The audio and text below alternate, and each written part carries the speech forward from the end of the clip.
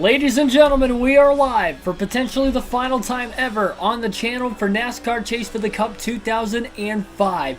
It is our Sharpie 500 Bristol night race for the NASCAR Nextel Cup Series on the custom schedule season race number 34 of 36. So while you might be thinking, why could this be the final race if there's still 3 races to go? Well, that is because our driver, Greg Biffle, has a shot to clinch the championship tonight, 2 races early.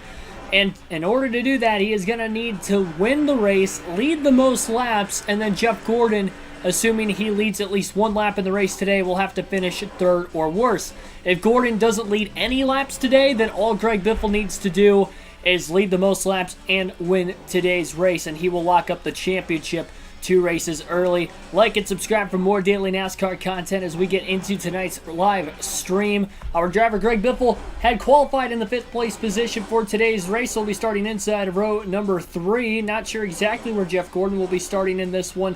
I have to assume it'd be towards the front of the field. I don't know, man. I do not want to see this game go, but at the same time, I'm pumped for NASCAR 06, hopefully coming up tomorrow night. If we clinch the championship today, then we will have our Truck Series race tomorrow night. Again, I did not put the schedule on the channel yet like I do usually on Mondays, because if we don't win the championship tonight, then we're going to have to do another NASCAR 05 race. But it could be a very, very emotional win if we do end up getting the title in this one. Just considering that, again, this is my favorite NASCAR game of all time. We've had a great run with this game on the channel. 15 months of racing, just over a year of racing this game on the channel between 4 different series. And it's all come down to this. We'll see if the Biff can get the Cup Series title for the first time in his NASCAR career. Tyler Burbeck, Patrick Shadley, welcome to the stream. Green flag in the air, we're underway. The Rocket Man, Ryan Newman on the pole. Jeff Gordon outside of the front row on the start. Tony Stewart quickly got to get underneath it for 2nd place as Newman will clear Gordon off the exit of turn 2. Little contact between Biffle and Brendan Gaughan in turns 3 and 4. Stacking them up as Biffle will make the pass to hang on to 5th place. Newman will lead lap 1. Dale Jr. gets around Gordon and now gets to the inside of Tony Stewart into turn 3 for 2nd. Gordon lost 2 spots on the opening start of the race. Biffle needs to make sure Gordon does not lead a lap in this one. And again, Biffle has to lead the most laps and win as well. Kansas City, Missouri rail fan, welcome to the stream. Newman's led the first 3, but it looks like Dale Jr. should be able to lead lap 4 as he takes the lead. Tony Stewart might actually get around Jr. before Jr. has a shot to lead a lap, and that seems to be the case. Tony Stewart will lead his first of the race, and Dale Jr. back to 2nd place again. Gordon to the inside of Ryan Newman. He'll get around it for 3rd. Now puts the bumper to Dale Jr. Bump and run for Gordon to try to move to P2. Right in line behind Tony Stewart. And Gordon's looking for the lead.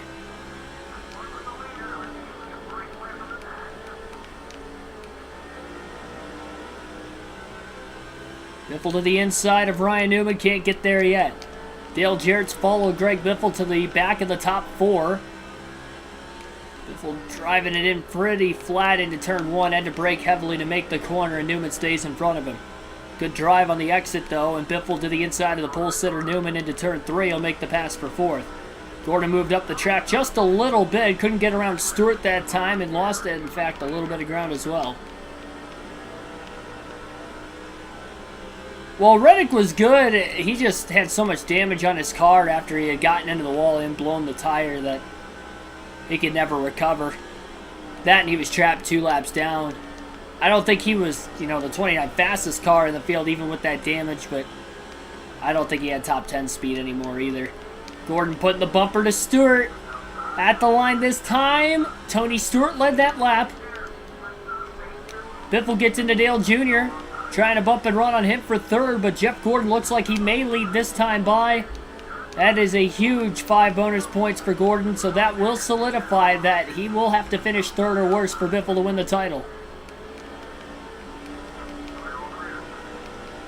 And that's if Greg Biffle leads the most laps and wins. Biffle overdrove turn 3 a little bit. Dale Jr. back to the inside. Dale Jr. going to get around him. Big time crossover by Biffle. That was a great move. Making it look easy to get back around the 8. Gordon pulling away right now.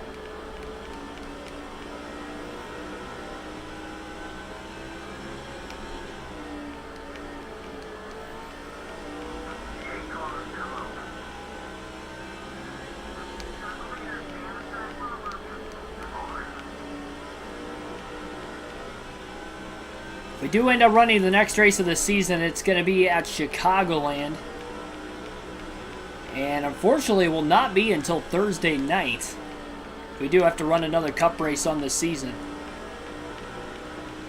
Michael Turner, welcome to the stream. Yep, 312 points is the lead that I have to have.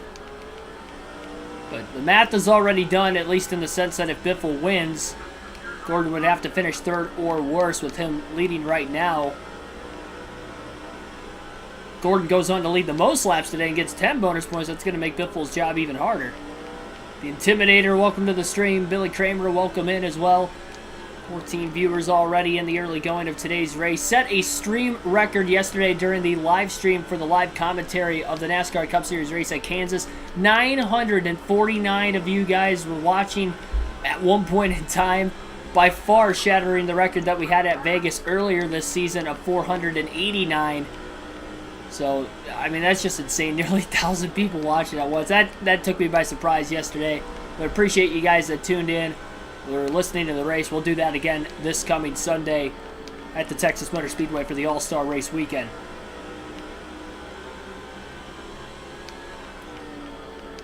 Jeff Gordon holding his own right now. Dale Jr. is losing a little bit of time to the top 3. Biffle to the inside of Stewart for second off the exit of turn 4. Hooking the white line on the bottom of the track. He'll clear Stewart off the exit of turn 2. There's just no outside at Old Bristol. Once you get stuck there, you're going to get freight trained if there's a lot of cars in line. And you're definitely not going to be able to hold on unless you're much faster than the car underneath that is trying to make the pass. Biffle just ran his fastest lap in the first 20 laps of the race at last time by, but 15.199. Continuing to close on Gordon. How aggressive will Biffle be? He knows he has to lead a bunch of laps. And as he continuously closes on Gordon,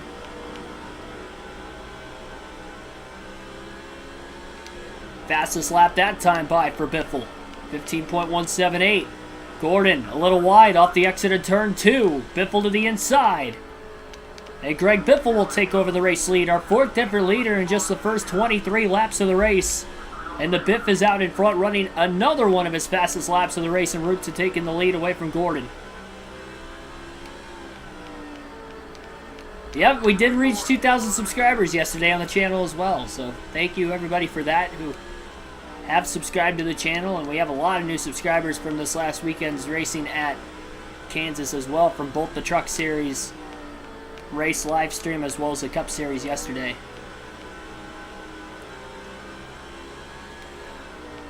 Absolutely crazy. Derek Booth, welcome to the stream. Biffle now trying to control the race pace.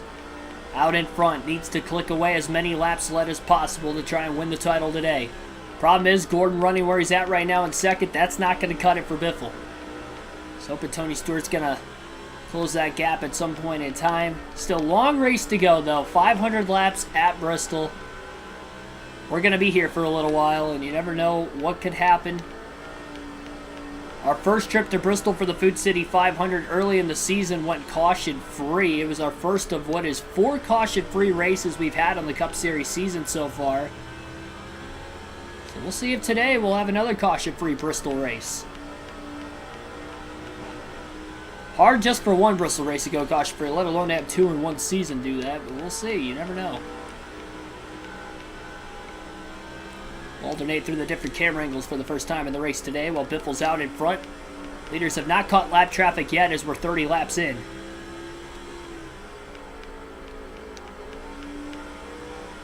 Sup Abyss, welcome to the stream.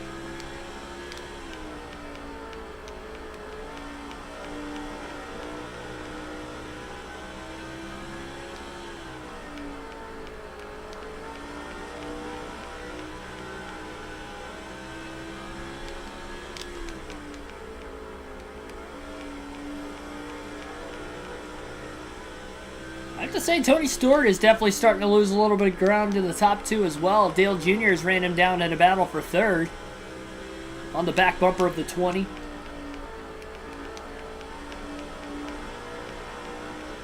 Final poll for the Busch Series will be on the channel tomorrow night. And it will be during the NASCAR 06 truck race or the NASCAR 21 Admission Road America race, depending on what happens tonight. If we clinch the title, then we'll start NASCAR 06 and start our speed weeks there tomorrow. The finals will be taking place between Carl Edwards and Dale Earnhardt Jr.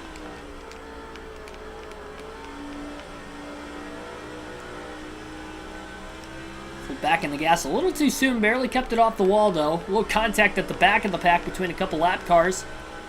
Battling each other right now. Looks like a couple of generated drivers as well.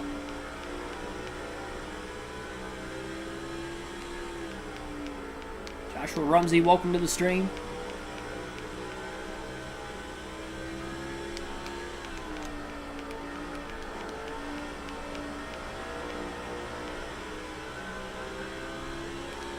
Such a rhythm racetrack, maybe more than any other racetrack on the circuit. I'm trying to find a good rhythm, at least of the ovals. You have about 3 seconds of straightaway on both sides of the racetrack, about 15 seconds to get around this racetrack. So you're talking about 2/3 of the track you're constantly turning.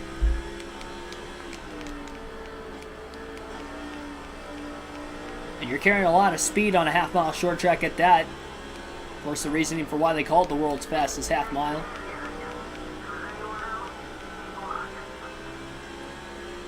"39 points separated first and second." Yeah, that's pretty close. It's going to be a fight. Still have half the regular season to go. More than just the top two have a shot yet at the regular season championship. Greg Biffle going to make his way around his first lap car of the race in the 142. Jeff Gordon going to get around him pretty quickly as well. Yes, he did. Yeah, Kurt Busch dominated that race yesterday. He led the most laps and got the win. Gordon looking to the inside of Biffle. Big block by Biffle into turn one. Gordon, for a very brief moment, was on the inside of the left rear corner panel of the 16 off the exit of turn 4 that last lap. Biffle had just enough of a drive off the exit of the corner to be able to cut down in front of him before a corner entry in turn 1. And Biffle held on to the lead. Struggling trying to get around the 105 car right in front of him right now. Not going to be able to do it there. Trying to drive it in a bit deeper. Still couldn't get to the inside of the 105. Oh, contact up ahead between Scott Wimmer and Charlie Davis.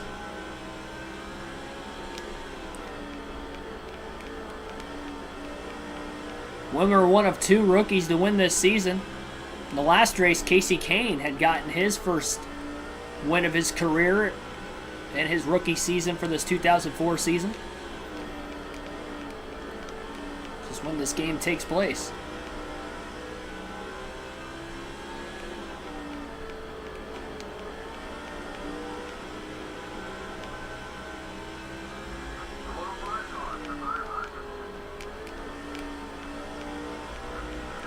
Yeah, since the 60s, I believe, was the last time the 45 car went to victory lane in the Cup Series.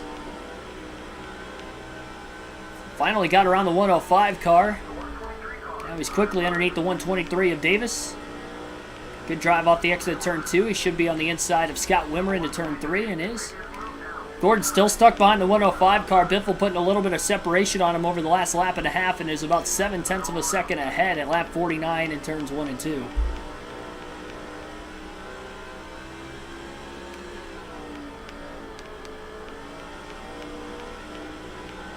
Of course, wearing my Greg Biffle black hat.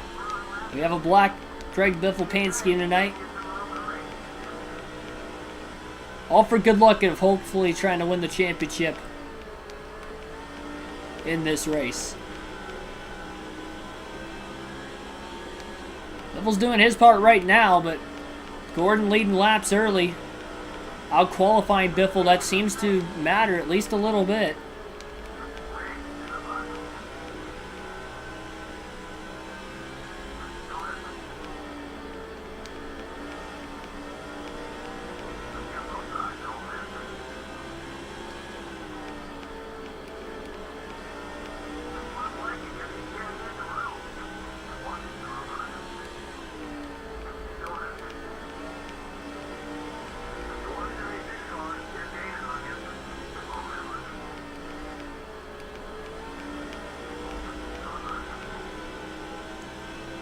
I'm honestly kind of scared that Biffle may not win the championship. Again, I know it's very early, and I think he definitely has speed to win this race, but Jeff Gordon's right there in second place, and he needs to finish third or worse.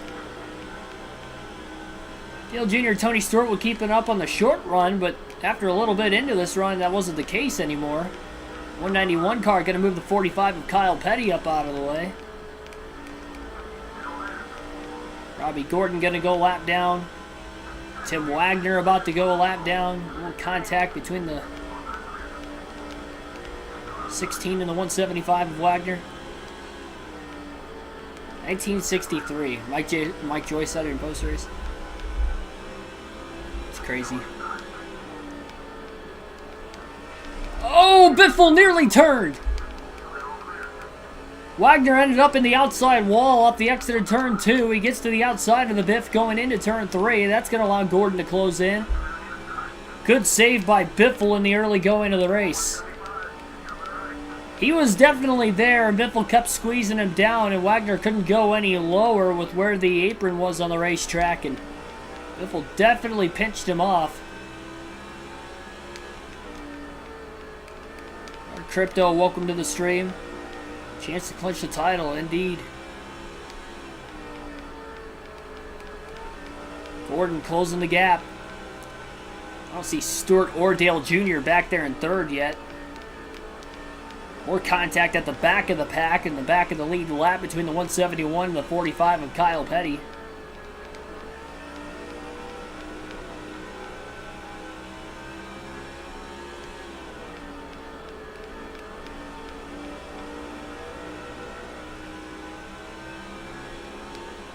Biffle's led about 38 laps consecutively since taking the lead at lap 23. A couple laps away from making it 40.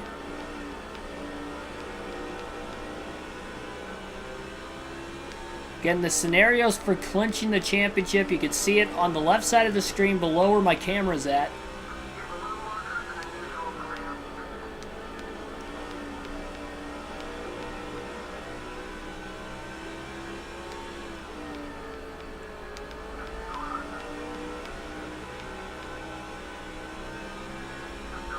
Biffle underneath Kyle Petty in the 45.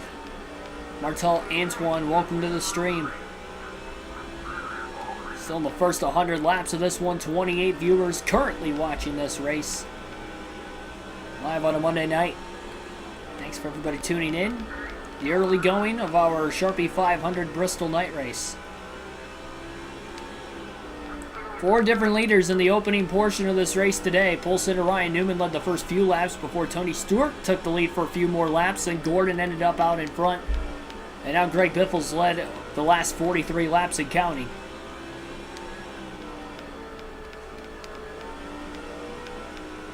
Gordon keeping pace. Biffle maybe getting through the lap traffic a bit better than the 24. Steve Thomas just giving enough room to Biffle on the inside in 1 and 2 for Biffle to make the pass, and Thomas actually got the wall off the exit of turn 4.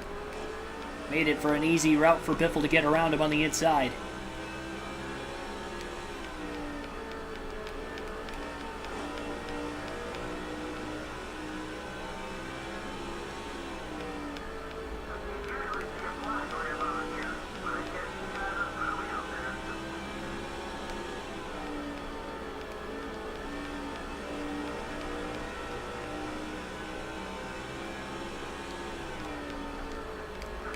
Ward Burton going to give plenty of room now. Bo Banks on the outside in the 191 as well. Biffle down low. Making passes. Working that inside line out really well right now. Jeff Burton, last running of the Roush cars, all 5 of them. About to go lap down at the hands of his teammate. Burton will be in the 31 car in NASCAR 06 when we get there later this week. And not only that, but Carl Edwards will be a rookie in the number 99 in the Cup Series.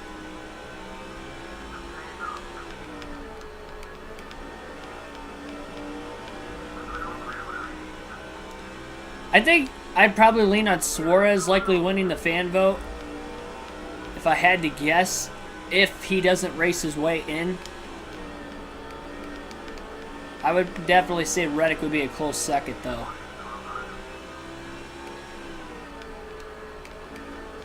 I've not voted for the All-Star race yet either. I need to get on that. I don't know who I'm going to vote for.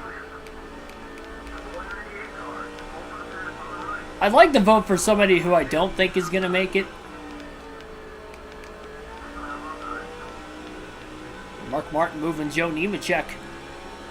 There's the tail end of the lead lap. That's very un-Mark Martin-like.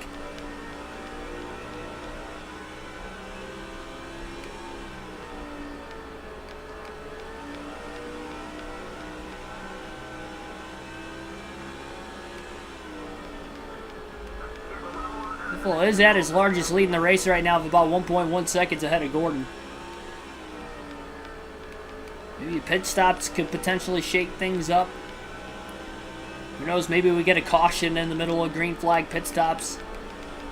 Either way, Biffle needs to find a way for Gordon to not finish in second place. I don't know what it's going to take for that to happen. Biffle's definitely just got to run his own race right now. Gordon's obviously already led some laps.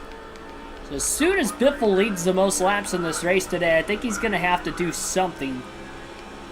He's obviously going to race Gordon clean, but I may try to back the pace off a little bit and try to maybe race Gordon hard and hold him up, or just, you know, kind of park it in front of him and try to hold him up that way and hope that somebody else closes in from behind, because Gordon and Biffle are just so much faster than the rest of the cars on the longer run. They're just pulling everybody else.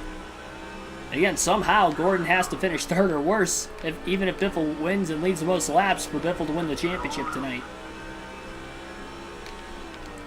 Martini, welcome to the stream. Yeah, NASCAR 05 is my favorite NASCAR video game of all time. Probably video game in general. Buscher's first in the fan votes right now. I didn't know we knew the order of it, though. I think they gave the top 10, but I don't think there was like a specific order they had. That actually kind of surprises me if Buscher is number one.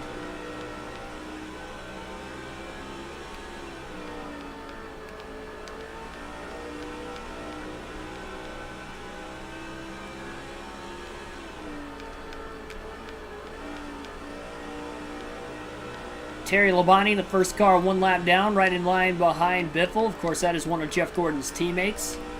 Didn't hold Biffle up too much, at least initially. Almost 100 laps in already in this race. Started it only about 20 to 25 minutes ago, but because we haven't had a caution yet, we've had a very fast race pace to start things off today at Bristol.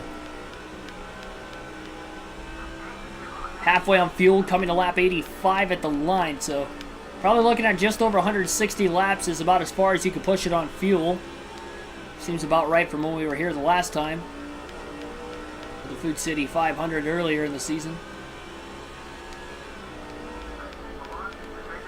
Santiago Kid, welcome to the stream. Yeah, we're in front of Gordon right now. Again, we're going to need help, though.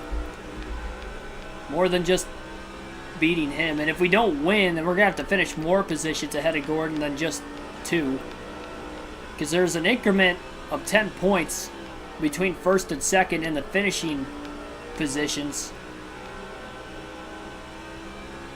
So if Biffle were to say finish second and Gordon would finish fourth, that would only be 10 points, so he would actually have to end up finishing fourth if Biffle were to finish fifth. He would have to finish fifth if Biffle finished second. So that's why it's better off for Biffle just to get the win and hope from there instead of finishing second, hoping that Gordon finishes even further back. Gordon's closing in just a bit. It was a 1.2 second lead at one point. Now it's 0.7 of a second lead as we're just past halfway through the fuel and tire stint. 90 laps in. It's a lot of time on these tires at Bristol. Looks like Terry Labonte is the only car between the top 2, and I'm sure he'll pull over to let his teammate in. Hopefully Mark Martin does the same with Greg Biffle. Biffle to the inside of Mark off the exit of turn 2. And he's going to get around him. Contact between the two Dodges of Sterling Marlin and Jeff Green, the 40 and 43 car. Marlin passes him. Those two are the last two on the lead lap. We'll see if Martin's going to hold Gordon up at all once Jeff catches up to the 6.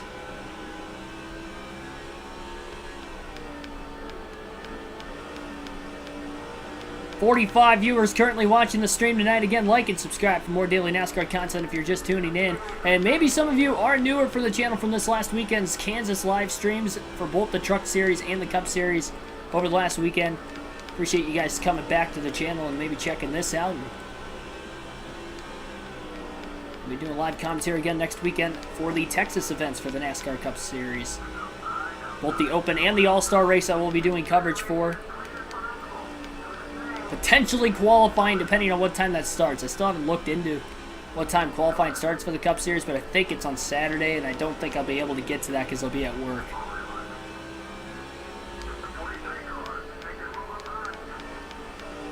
Rumble, rumble, wee, cheesecake, potato boy, welcome to the stream. Haven't heard that name before. Welcome. That's a name right there. Just voted for Suarez. That's probably who I'd place my vote for. Contact with Sterling Marlin. If we're going to get around him. Goes back up to about an 8 to 9/10 of a second lead over Gordon. There's 3 lap cars between the top 2 right now as well. Long way still to go, though, in the Sharpie 500 at Bristol.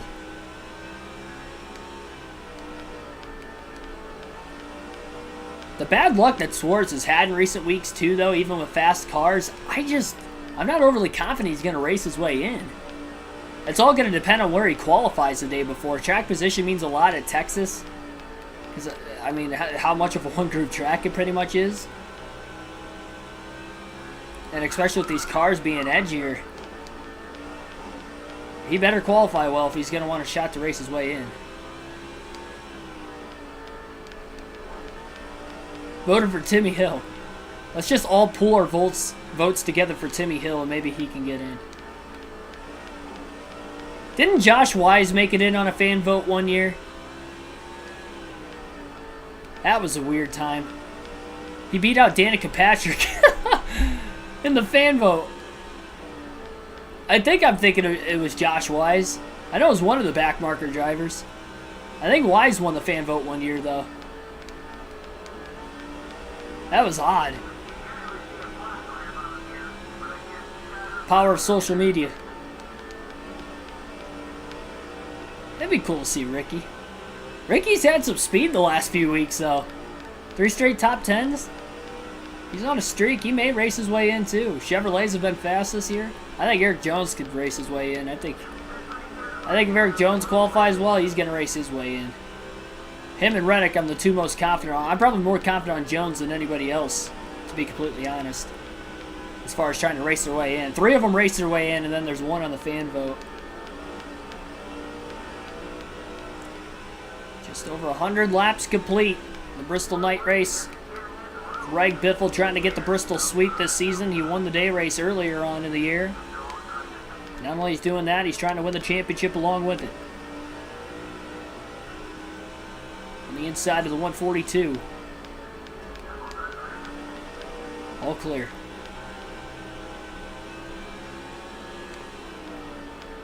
I think the 142 car is the first one to go 2 laps down, if I'm not mistaken. Him and the 105 are the first 2 cars I passed to put 1 lap down back around lap 30.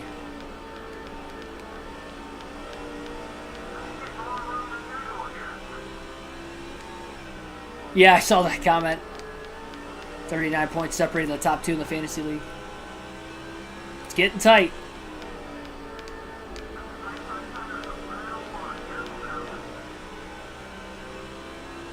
I think I finished 2nd or 3rd in the regular season last year in the fantasy league, and I won the playoff championship. I've just been off my game this year, as far as fantasy goes. Brian Vickers get a race Biffle hard. That's one of Gordon's teammates. Biffle got around him, and then Vickers trying to cross him back over to the inside. We're going to try to get back around the 25 car. Slides the rear tires a bit off the exit of the corner. Just gets underneath Vickers into turn 1 again. Clears him off the exit of turn 2. And he's going to make sure he hits his marks to make sure Vickers isn't going to cross him back over another time. Fellow Roblox fan, welcome to the stream. NASCAR League, NASCAR YouTuber? Yeah, both. Talk about NASCAR Fantasy League on the channel. You guys can join. For those of you wondering what that is, You can go on the NASCAR mobile app or website, sign up with your email, free to join, chance to win 2 tickets to any NASCAR race of your choosing in 2023, excluding the Daytona 500 if you win either the regular season or the playoff championship. So definitely make sure to sign up. You have to be a subscriber of the channel, and simply you just got to win the league. Not going to win the regular season title now that we're halfway through the regular season already, but if you play now, you get some practice, and everybody qualifies for the playoffs as long as you're in the league when the playoffs start. And you're automatically in it for the next year, too, as long as you just, you know, play next year, week 1, Daytona 500.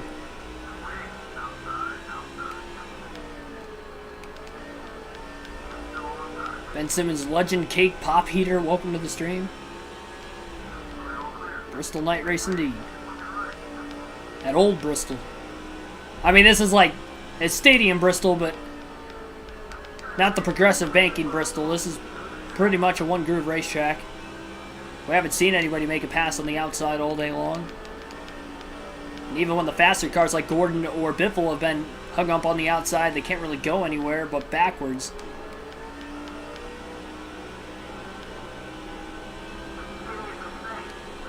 Tiffany Phillips, welcome to the stream. Wimmer's about to go a second lap down to the 22 car. The 105 right in front of him also about to go 2 down. I think Michael Waltrip in the 15 would be the last car in the lead lap. Biffle overdriving turn 3 a bit into the side of the 22. Biffle getting really tight here towards the end of the run. Again, we have not had a caution yet, so everybody's on the same tires they were at the start of the race. Wimmer's going to cross Biffle back over. Wimmer, despite already being 1 down, trying not to go a second lap down. Biffle having a little bit harder time trying to get the turn in his race car, and Gordon's closing in. Wimmer bounced it off the wall that time. That should help Biffle clear him in turn 3. Slides up the track, but does clear the 22.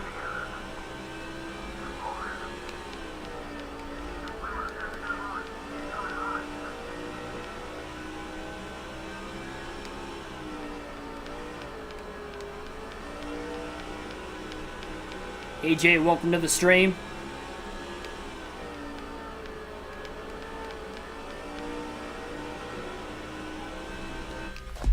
Got a bot in the chat.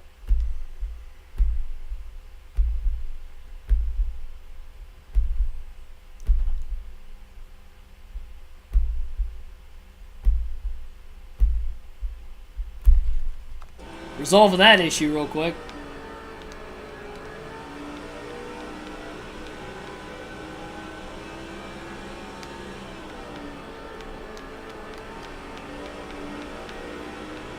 Got over 50 people watching already, only 22 likes. Make sure to hit that like button.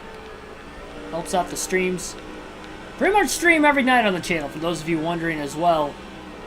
Again, the real race is on the race weekends, and then this kind of stuff during the week, all with realistic commentary in the hopes of getting into the booth one day. I was just trying to practice, you know, the more repetition, the better. We are at Bristol tonight, Bristol night race.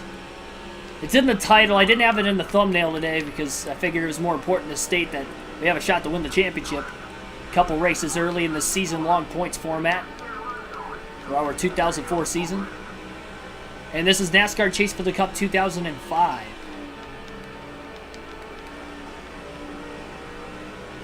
We have another Josh Rumsey in the chat. What's going on? We have 2 of them. We have a Joshua Rumsey and we have a Josh Rumsey.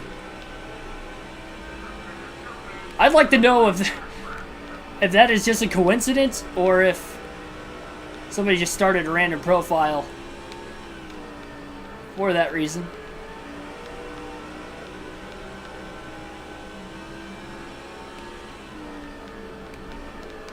What a coincidence that would be.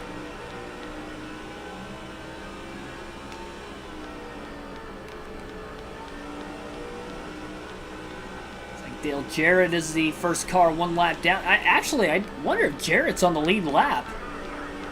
I think he might be. He was in 6th really early in the race at the start. And I think Dale Jarrett has caught up, ran down Gordon, passed him for 2nd, and now he's running down Greg Biffle for the lead. Jarrett might have the best long run car in the field. He just qualified a little further back.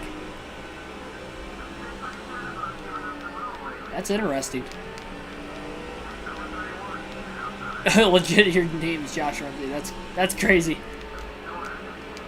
I hope I win too. Trying to win the title and the race, but we're going to need a little help. Gordon's going to have to finish third or worse if Greg Biffle wins the race and leads the most laps. Again, bonus points are awarded for laps led under this points format. Waltrip just drills the side of Biffle. It's going to cost Biffle a little bit of time. Couldn't tell if Waltrip just got loose and knocked into the car underneath him or didn't know he was there. Whatever the case was, he crowded Biffle, made contact. Biffle's still going to get around him. Waltrip now the first car one lap down as Jarrett continues to close. I'm assuming he's the leader. Or, sorry, assuming he's in second. Biffle's obviously the leader.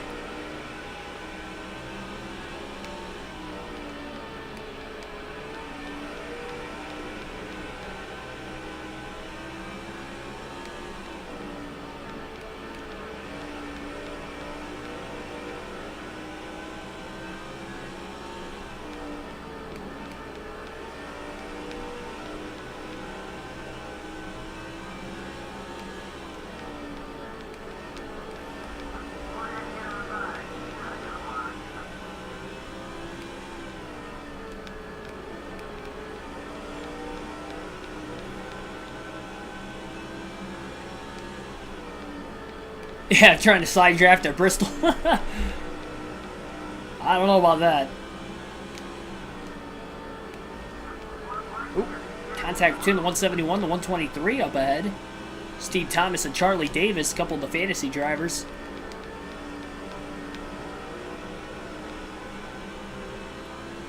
$31,000 people in the world with your name. One was a doctor in California. That sounds like the perfect name for identity theft. That's what that tells me. 31,000 with the same name. That's, I don't know. I mean, your first name, common. Last name, I mean, maybe not that common. I mean, it's not like a Johnson or like a Peterson or I'm trying to think of another last.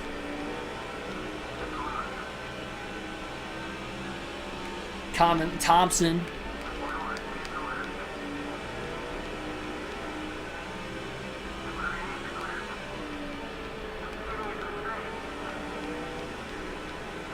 And the fact that both the first and the last name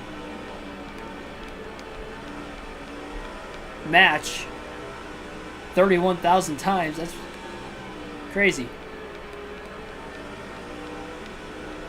My favorite driver is Greg Biffle. Favorite driver when I was a kid was Greg Biffle. That's why we're racing as him, trying to get him his first career championship. The Nextel Cup Series. Couldn't do it in Thunder 04. Finished 13th in points with him in that season, which would have been his rookie season. Coming back with a year of experience, and he's putting it to the field so far this season. And he's been able to pull away from Jarrett and Gordon just a little bit more. It's back to about a 1.1 second lead again. We're 145 laps in. Still no caution in the Bristol night race. It's insane. Especially considering, again, we went caution-free in the Food City 500 Bristol day race early in the season. One of 4 caution-free races in the Cup Series.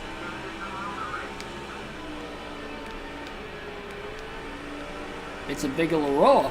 Welcome to the stream. Oh. Biffle in the wall off turn 2. Cost him a little bit of time. Oh my goodness. I did watch the race yet, yes. I do live commentary for the races on the weekend on the channel. We had live commentary of the Cup race and the truck races last weekend.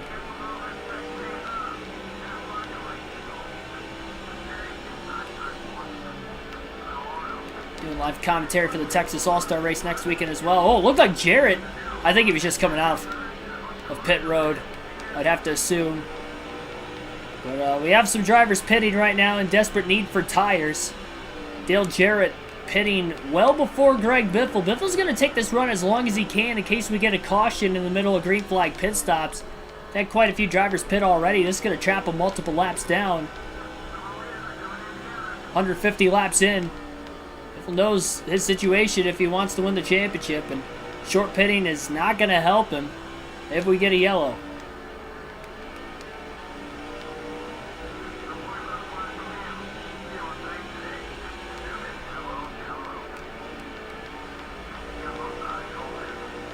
Ryan Newman cycled out of the pits right underneath Dale Jarrett. Costed Jarrett a little bit of time, despite being on fresher tires than the 16. Biffle could go to about lap 164. 163, 164 is where he's looking at before he hits pit road. For the first time today. Yeah, and it was a dominating win for Busch. Won a stage and led over 100 laps.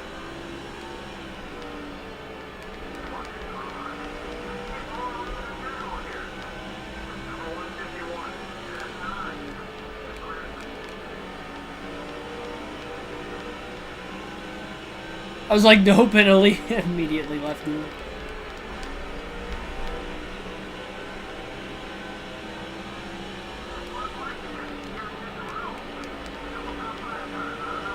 Seven and a half second for Biffle right now. Lead-wise, at least. Both the front tires in the yellow on the worn-out indicator. The right rear also into the yellow. Jeff Gordon cycling off of pit road, finally budging and finally pitting. And he's underneath Dale Jr. into turn 3, trying to get up to speed. So when Greg Biffle makes his pit stop, whether it's under caution or under green, his pit box is going to be on the front stretch. 2 different pit lanes, I guess, at Bristol. Unique from any other racetrack on the circuit. How tight this racetrack is. You have pit lane on the front straightaway and on the back straightaway. Biffle's pit box on the front. Gordon cycle out ahead of Dale Jr. at least. I think there's a good chance Gordon's going to be in second place. Maybe the leader. Pitting before Biffle. Biffle had just over a 1 second lead when the pit stop started. I would not be surprised if he loses the lead for the first time in a while. Lap car in the 176. Going to get up to speed behind Dale Jr., it looks like. Plenty of time for Biffle to still get around the car who was on his outside. It's J.R. Jones on the 176 car. Hold up Biffle. Off the exit of turn 4 that last time. Biffle got in the back of him just a bit. Biffle drives it in pretty deep. He's obviously getting low on fuel, but he's looking to pit at lap 164. We're at lap 162 now, so 2 more laps, and then Greg Biffle will make his stop. He's staying out as long as possible so he can trap the field 1 lap down in case we get a caution. Because we are still caution-free on this one. I don't know if we're going to get that caution, though. Fondell Ellery, welcome to the stream.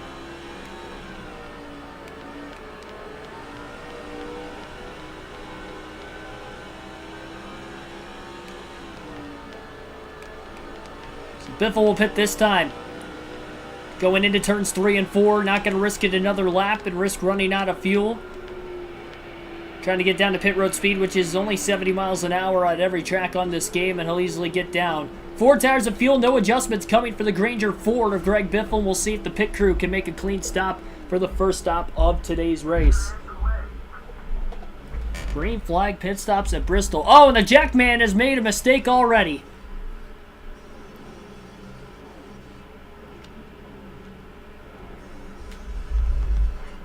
Gonna be a slow stop on the 16 team. The Jackman had fallen over, trying to jack up the right side of the car, and that's gonna give Jeff Gordon the race lead. It obviously helps that Gordon short pitted compared to Greg Biffle. But it also did not help that the Jackman made a mistake on the pit stop for the 16 crew as well. And that's going to leave Biffle just over a second and a half off the lead. With contact up there. It looks like Dale Jr. took the race lead away that last lap from Jeff Gordon as well. Gordon led 1 lap, and then Dale Jr. was able to lead the following lap. First time Dale Jr.'s led in today's race. He's now the 5th different leader. Dale Jr., Jeff Gordon, Greg Biffle, Tony Stewart, and Ryan Newman have all led laps in today's race.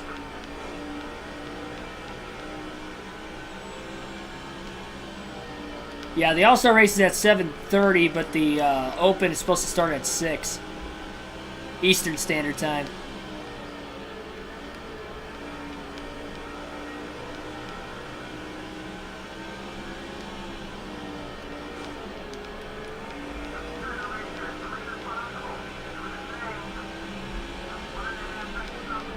Biffle almost getting squeezed by the lap car in the 142. Drives underneath Tony Walker in the 198. Jeff Gordon to the inside of Dale Jr. Potentially, never mind, that was the lap car.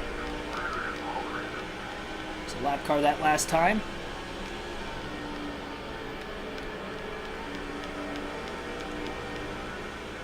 Gordon and Jr. get the race in, which it seems like they have been lately. At least running nose to tail. Could allow Biffle to close in. Watch out for Dale Jarrett on the long run, though. He's in 4th place right now. Lost a couple spots during the green flag pit stops. Falling from 2nd to 4th, and then Biffle obviously falling from the lead to 3rd on his slow stop. So a long ways to go in this one.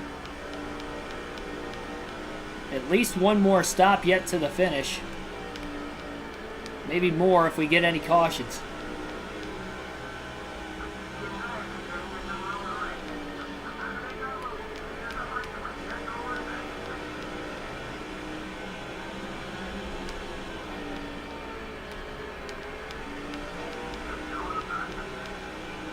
I'd say for the most part, Biffle's kept this car fairly clean by Bristol standards, but we're still just less than 200 laps in.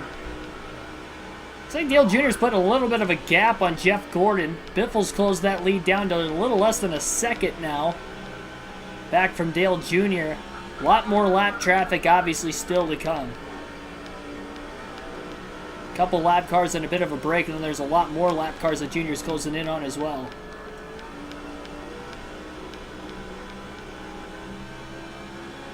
Seems like Dale Jr. might be driving it in a little harder on corner entry than Gordon. That's helping him pull away just a bit.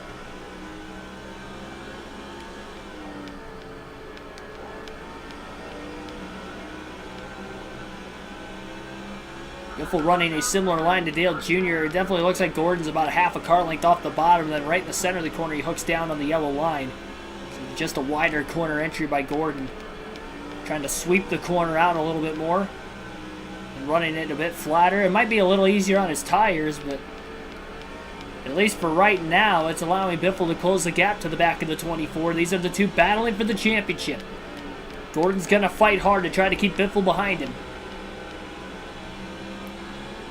Biffle looks low, but Gordon's going to stay in front. Biffle's going to try to use the 0 of Ward Burton as a pick to get around the 24 of Gordon. We'll see if he's going to be able to do it. Burton running the inside right now, not going to help. He may get to the inside of the 43. No, he does not. Biffle to the inside of Jeff Gordon. He will get to use Ward Burton and Jeff Green as a pick. Biffle to get to 2nd place. That was the easiest way to get around Gordon without putting the bumper to him. And he was able to make the clean pass.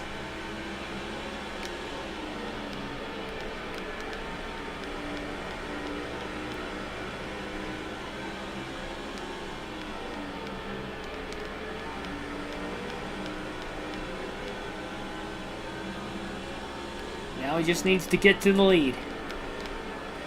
Gordon's in 3rd.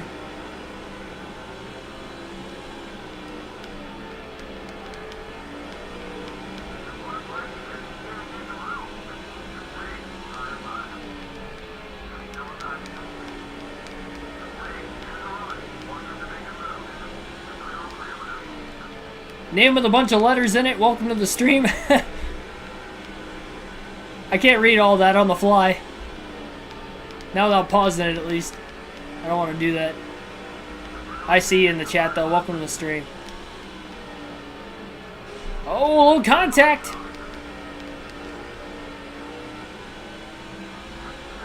Biffle overran the corner right into Dale Jr. Jr., though, stuck on the outside. Biffle clears him off turn 2. Took him an extra corner to get to the lead because of the contact, but he was able to get there nonetheless, keeping Dale Jr. up high. Biffle out in front for the second different time tonight.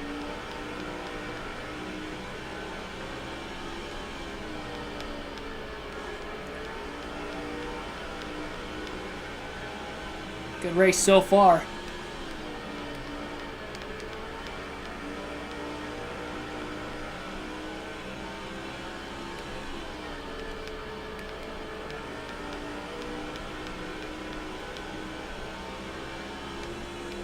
Alternate through the different camera angles once again. About the next 8 laps as you're seeing a battle for the lead between Greg Biffle and Dale Earnhardt Jr. Looks like we have one car. Yeah, we do have a car blowing an engine, and it's one of the Roush Fenway Fords. Jeff Burton has blown an engine. He'll be the first retiree from tonight's race. And that could shake maybe issues in the Roush camp. And it could maybe scare the 16 team maybe just a little bit. Considering that is a teammate that just blew an engine. Burton's still trying to get to pit road. I think he needs to pit on the front stretch. Should be able to get there this time. And he does. We continue to stay caution-free. Biffle Jr. 1-2. Gordon in third, excuse me. And no lap cars between first and third even. So Gordon's got a little bit of clean traffic in front of him to try and run down the top 2. A lot wider corner entry into 3. Biffle almost gave up the bottom for Junior to make the pass on him, but not quite. Junior going a bit wide through 1 and 2. Biffle gaps him that time, and Gordon closing in. Now Biffle goes up the track at 3 and 4. Whatever time Junior lost in 1 and 2, he gains most of it right back.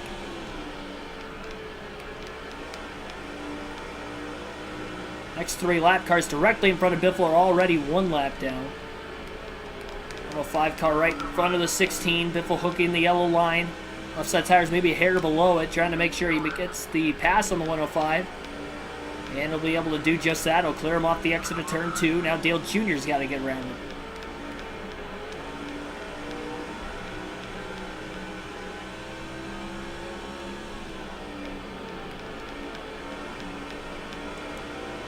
Gordon's still closing on Junior just a bit. Be racing as Dale Jr. in the Cup Series on NASCAR 06. You guys, the fans, voted for me to race as him through various polls throughout the last week on the channel. I'll be racing as Ron Hornaday in the Truck Series as well, based off of votes that you guys had on the channel. And the final vote will be for the Busch Series tomorrow night during our live stream between Dale Jr. and Carl Edwards. Those are the finalists for the Busch Series on who I'll race as there. You guys will get to vote. I was going to have it tonight, but with the Cup Series title on the line, I wanted to focus mainly on the race tonight. So if we start NASCAR 6 with the Truck Series tomorrow night at Daytona, then you'll see that, and you also have the voting poll for the Busch Series on NASCAR 6 in the channel tomorrow night as well. That's it. Biffle can clinch the title today in the Cup Series, though. Green Grass Lawn Mow Broom Broom Big Bob is here. Welcome to the stream. I am at Bristol. Bristol, baby. Nathan Elliott, welcome to the stream. 06 is at the 88 car. No, Dale Jr. didn't take over the 88 until 2008, so it's the Budweiser number 8.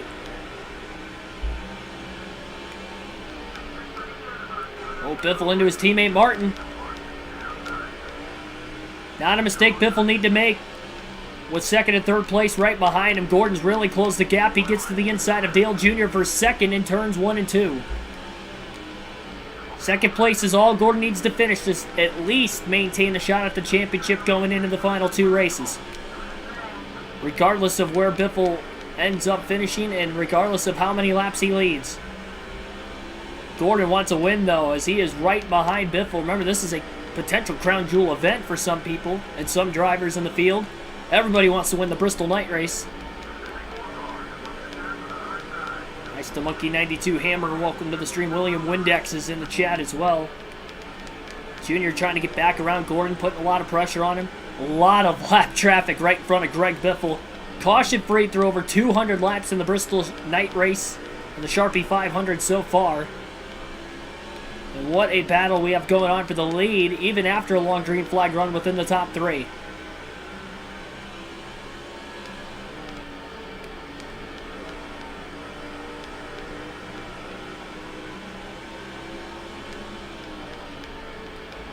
Ooh, contact up ahead. Saw some sparks flying.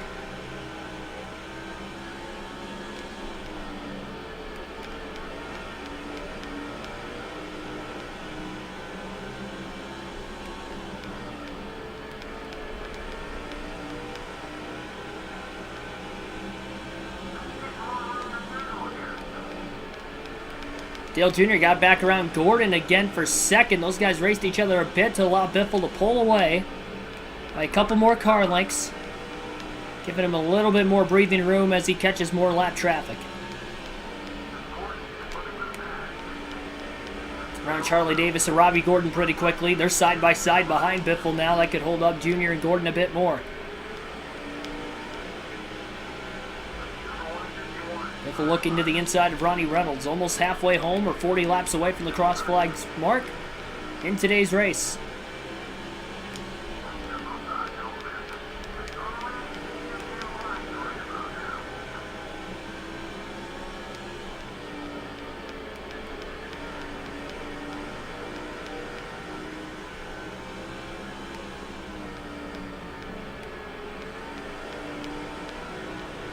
Jr. to the inside of Ronnie Reynolds now.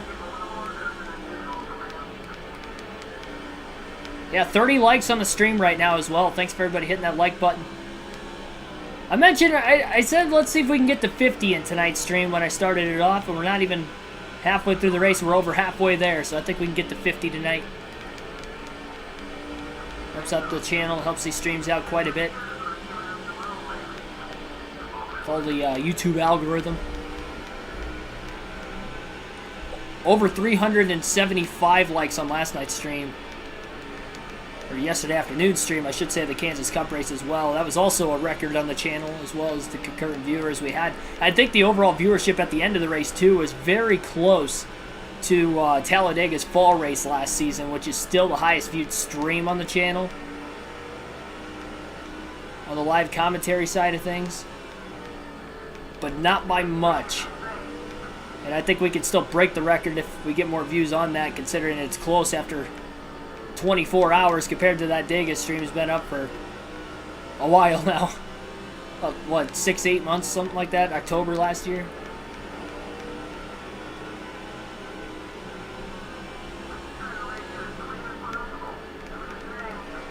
Junior pulling away from Gordon. Oh, well, just a bit. I guess Gordon's not that far behind him still.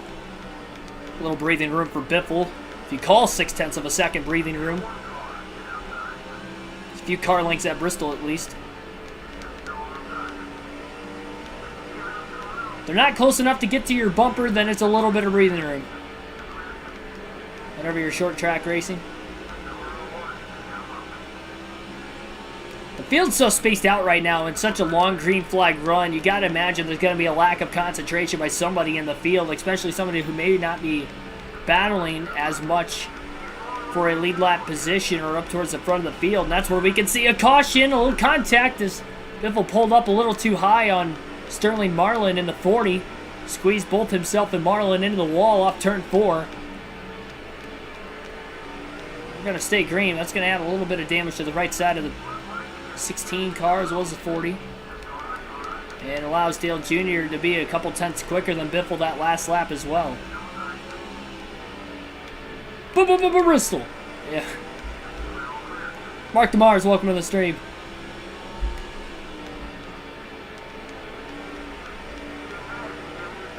I see somebody else is blowing an engine too. I don't know who. I didn't see anybody blow an engine, but there are 2 cars on pit road right now.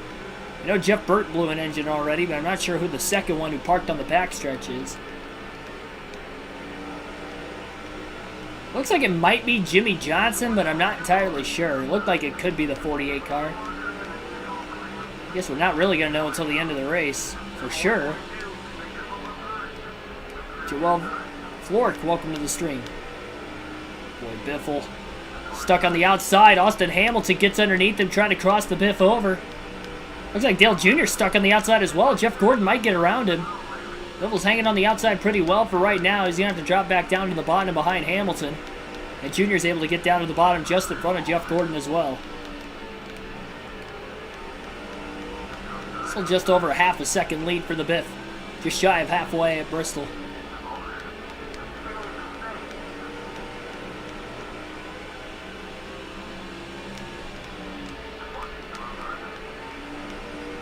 I think Jamie McMurray in the 42 car for Chip Ganassi Racing is the last car in the lead lap.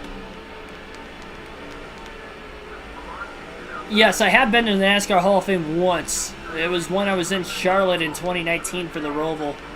I wanted to go last year when I went to the Coke 600, but unfortunately I didn't have enough time because of things that happened that weekend that I didn't have enough time to go to the Hall of Fame the day before the Cup race, nor the day of. Unfortunately, with the Indy 500 going on, I kind of wanted to watch that in the hotel, so kind of bummed out I didn't go last year. Wish I had more time that I could have. If I didn't have to drive back Monday, I definitely would have.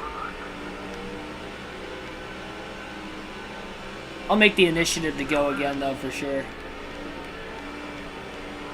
They're always adding stuff in there with the new class every year, too, so it's been, what, 3 years now? They'll probably have stuff for the class of 2023 in there or on its way in as well.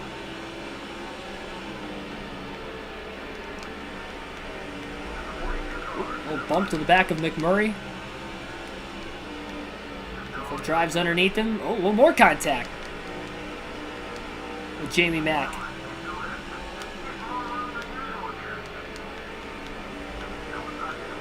Gordon has made the pass for second on Dale Jr. They have a lot of lap traffic going 2x2 in front of him, and it's allowed Greg Biffle to pull up to just over a 1 second lead once again in today's race. The largest lead he's had during this current fuel and tire stint since the green flag pit stops right between laps 145 and 165.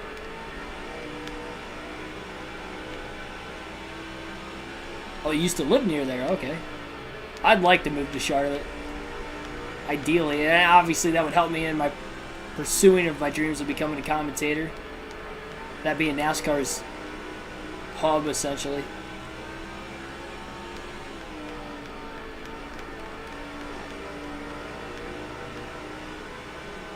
That and the fact that there's so many tracks within a couple hours. I have Michigan an hour and a half away from me. Indianapolis is 4 hours away. But then the next closest track outside of that would be Watkins Glen. It's like almost 6 hours from my house. Road America is about 6.5 hours. Means I don't race at Kentucky or Chicagoland anymore. Those are both within 4 hours. But Cup Series, no series racing there anymore. Trucks aren't even at Eldora anymore either. That's within a couple hours of my house. I will be seeing the truck race this summer in July at Mid-Ohio. I will be there for that. Conservative Cowboy, welcome to the stream. Should be pity for fuel and tires by now. We already did have one stop right between laps 145 and 160, so just less than 100 laps on the current tires right now, and so that's about the fuel window, really, for the field, 145 to 165 laps. Biffle was the last one to pit at 164 laps into the first run. We still have not had a caution yet in this race. Oh, you live in Cincinnati. At Kentucky. Yeah, I mean, what? That's only like 45, 50 minutes from Cincy. Towards northern Kentucky. At least Indianapolis is only a couple hours away from you. About 2.5 hours maybe. I think it's like 2 hours straight east of Dayton, if I'm not mistaken. So it usually takes me about 2 hours to get to Dayton and then another 2 hours to go straight east from where I live.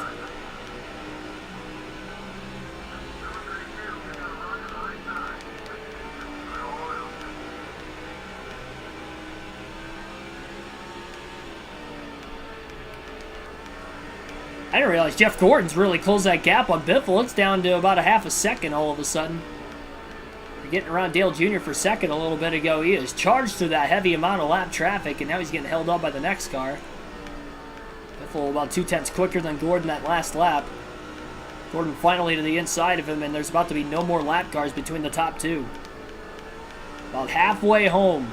Again, for Greg Biffle to win the championship tonight, the Sharpie 500 at Bristol, 2 races. Before the end of the season, he would have to win this race, lead the most laps, and then Jeff Gordon, because he has already led laps today, having 5 bonus points of his own, Gordon would have to finish 3rd or worse if Biffle wins. If Biffle finishes 2nd, then you're looking at Gordon having to finish about 5th or worse. It only gets harder from there the further back Biffle finishes. It's even further back that Gordon would have to finish as well. Gordon in 2nd right now. He's That's good enough to keep his championship hopes alive going into the next race at Chicagoland on this custom schedule season. And then the season finale, if we do get there, and the championship is still on the line, would be at Talladega in a 500-mile race to decide the title between Jeff Gordon and Greg Biffle. Sooner Biffle could clinch this title, the better. Just shy of halfway through the race, but he is halfway on fuel this lap. There it is, lap 250. I will have a trivia question for you guys tonight, but it's not going to be at about the halfway mark like it usually is. So our trivia question will be a little bit later in this race. Probably going to wait until after I get through the second set of pit stops. So that way I have time to look it up. I don't have a trivia question on me right now, a Bristol track fact, so I'll have to Google it and pause it for a quick second to try and find something. So it's just a fair warning. For anybody wondering what I'm doing trivia tonight or why I'm not doing it right at halfway, it's because I do not have the question right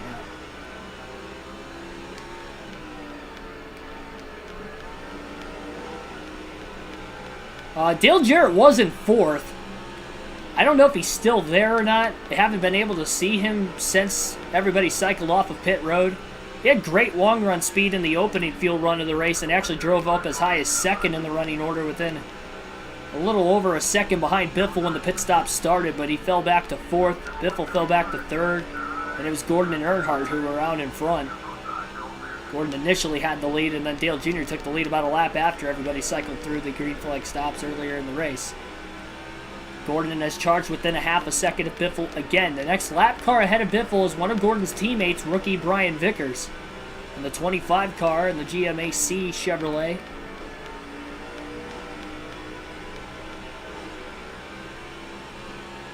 Tires are feeling good now. The car was getting really tight towards the end of the last run. I didn't make any adjustment changes during the first stop just because of how good it is the first 100 to 120 laps of run, but we'd struggled those last 30 to 40 laps on tires. Probably going to be the case here as we're just over 100 laps on the tires. Well, actually for Biffle, he pit at lap 164, so just under 100 laps on the tires for himself right now. For Gordon, on the other hand, he's probably got about 15 lap or so, give or take, older tires than Biffle. But this far into the run, that's evened out by now. Those 15 lap fresher tires after about 30-40 laps is going to equal out. And that's why you're probably seeing Gordon and Biffle, Gordon and Earnhardt, I should say, close in on Biffle. Make it a little bit closer of a contest once again.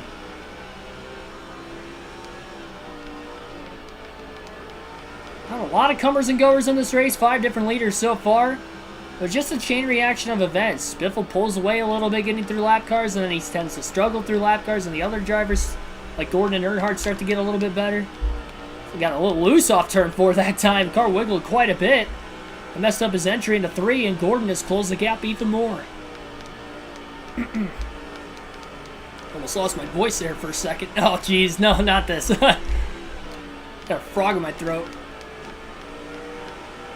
I don't think I've ever lost my voice on the channel before, so this better not be the first night.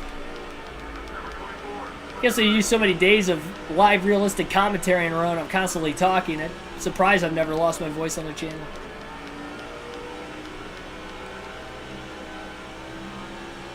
BALGB, welcome to the stream.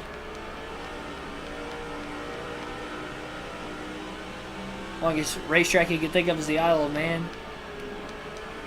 Yeah, Mark DeMar stated what it was the other day, or at least one of the longest racetracks.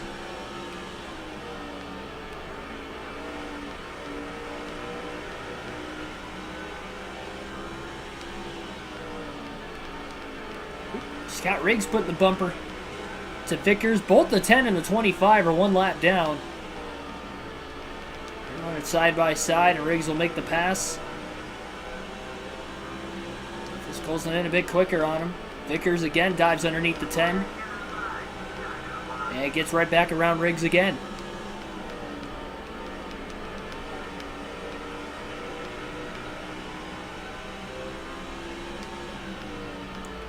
Biffle drives under Riggs.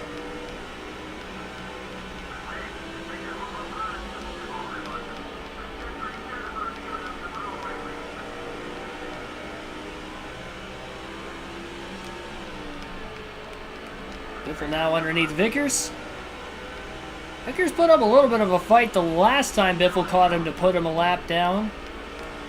And this time, not as much of a battle.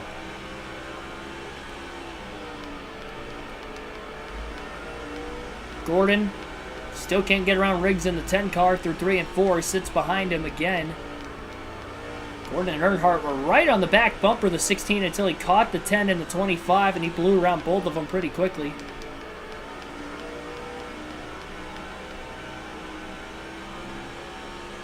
Right around lap 300, we're going to be seeing some green flag pit stops, maybe even just before that.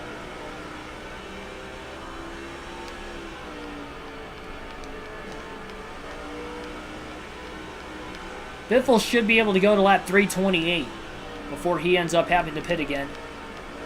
That'd be another 164 lap run. Yeah, Scott Riggs is retired. I mean, maybe he's racing locally, I have no clue. Not NASCAR anymore, at least. He was also a rookie in this 2004 season. Took over for Johnny Benson after the 2003 season.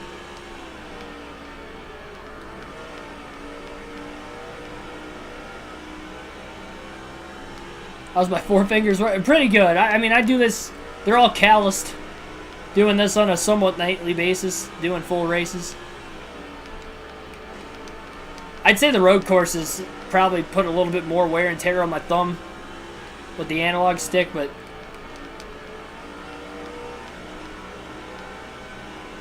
this isn't as bad. NASCAR 21 ignition at Dover was really rough too. That car was so tight that race.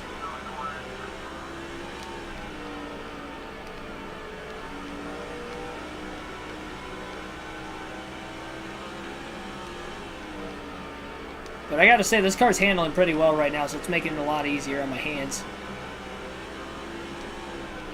No, I don't think so. I think Johnny Benson's still alive.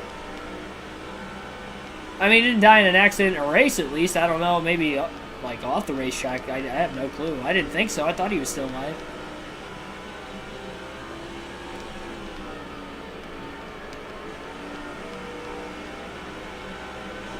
Yeah, Johnny Sauter's in the Truck Series. He was a rookie in the Cup Series this season.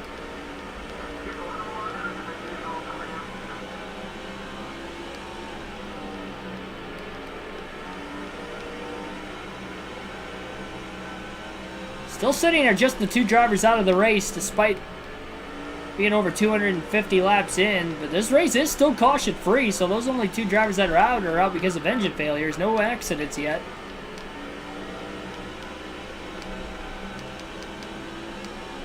Biffle stuck behind the 105 car. Trying to find a way around him, just can't do it right now.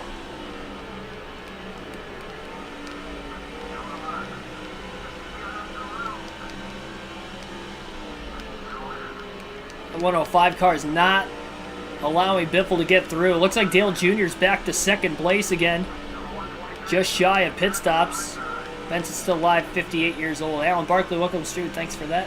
I was going to say, I don't remember hearing that he had passed away.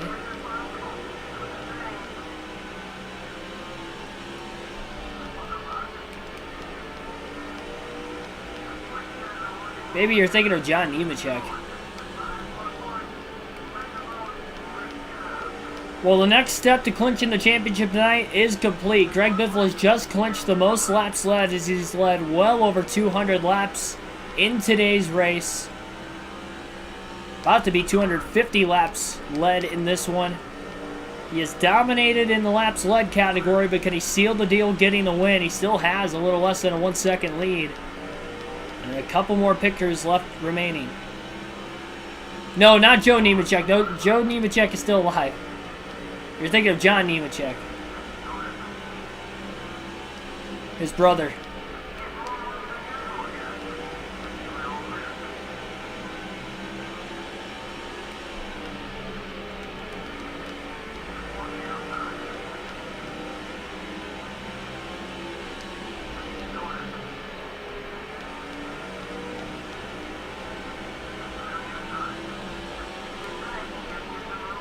Surprised we haven't seen anybody make their second stop yet. Biffle into the side of Scott Wimmer. Wimmer got in the wall off turn 2.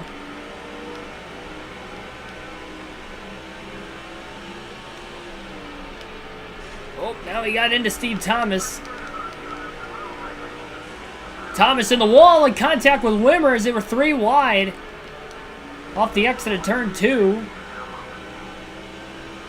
Sure, the contact between Biffle and Wimmer did not help the 22 car keep it off the wall.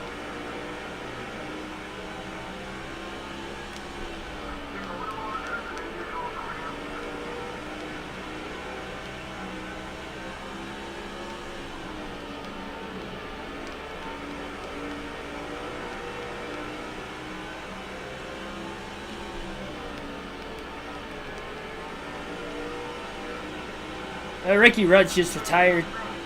I mean, he was old even in this season.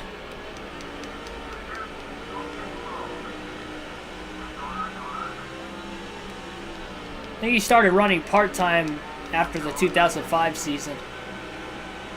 He might have ran full-time after that. I'm not entirely sure. I know he ran with Robert Yates Racing for a little bit, but I don't know if he ran a full season with him or not. I was thinking he only ran part-time with Robert Yates Racing crew after he left the Wood Brothers in the mid-2000s.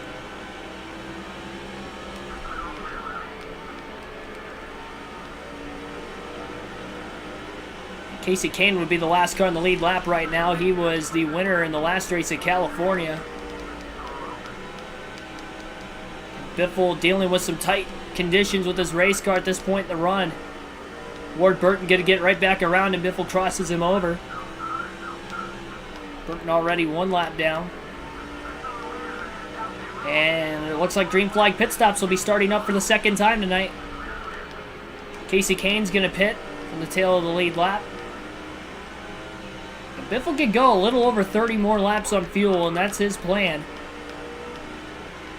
Just in case we get a caution in the middle of green flag pit stops. Definitely got to watch the cars going in and coming out of the pit lane, so it'll be risky making a pass in the middle of the corner. Just you know for a fact that that driver has already made their stop. Biffle's over a 1.8 second gap. Looks like the 191 car. Bo Banks is slow on the racetrack. Trying to nurse his car to pit road. It's going to be tough to get there with cars trying to get to pit road.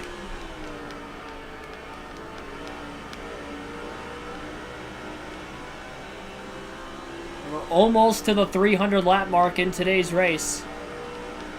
We are just past halfway.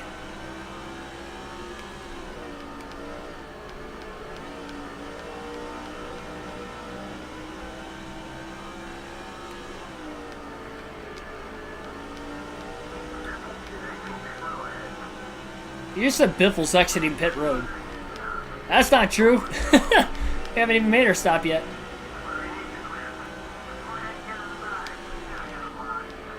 Sounds like he said Biffle at least. It's like a lot of the cars that are pitting on the backstretch are on pit road right now. 200 laps to go in the Bristol night race. Biffle leads. Second to last pit stops are happening right now. Contact off the exit of turn 4 between Brendan Gaughan and Greg Biffle. A little more contact at turns 1 and 2. Between those same 2 cars.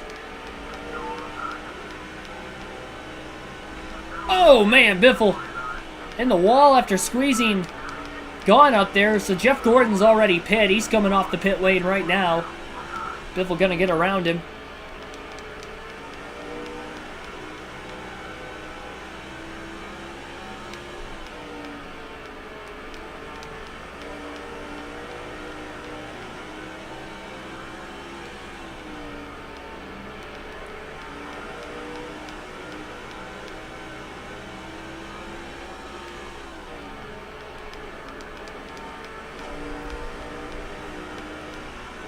I don't know what the coolest diecast I have is, honestly. I don't know what my favorite one is. Can't really look right now. I'm just trying to think off the top of my head. Honestly, I really like the Terry Labonte diecast I have. I have his Cheez-It 124 scale diecast. The Got Milk paint scheme is probably my favorite, and then of course the classic Tony the Tiger one, but I think the Got Milk one's probably my favorite of his. I bought a Dale Jr. Number 88 National Guard camouflage Chevrolet from the 2008 Coke 600. And then the Dale Jr. 2001 Pepsi 400 car I have as well. That one's pretty big car I have. I have Harvick's rookie card that's signed on the roof as well. I have a bunch of rookie cars. I got a Tony Stewart rookie car, Ryan Newman rookie card. Of course, Newman won the Rookie of the Year in 02 over Johnson as well.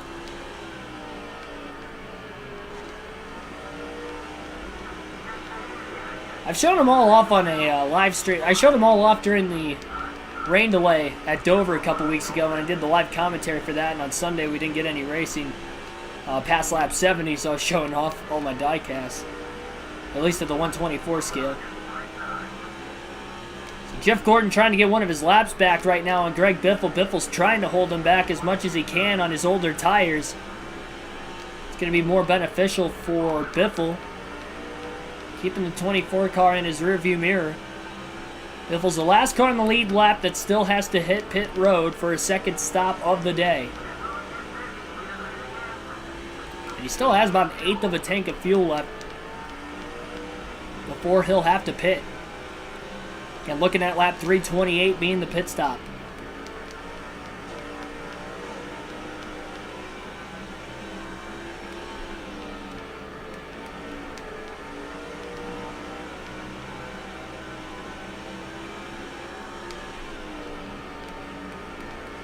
I'm used to just, I mean, if I had a steering wheel, it'd be easier for me to use the third-person view right here. If I had a steering wheel, I would probably use the in-car camera. The other thing with this game is that there actually isn't an in-car camera. You only have the front bumper cam, then you have like the cam on the hood. And you have a closer up cam, and then this is the far chase cam. Hoping NASCAR 6 has a in-car camera for when we do alternate through the camera angles, like I do a couple times throughout the course of every race. Dale Jr. is definitely pulled away from Greg Biffle right now. So Gordon is not going to be in second when everybody cycles off of the pit lane, which is good for Biffle, but I don't think Biffle's going to be in the lead either, because Dale Jr. is looking like he's going to have himself another fast pit stop. Now, Biffle's crew made a mistake earlier in the day. He's got to really hope that that does not happen again. There is an in-car camera in NASCAR 6. Good.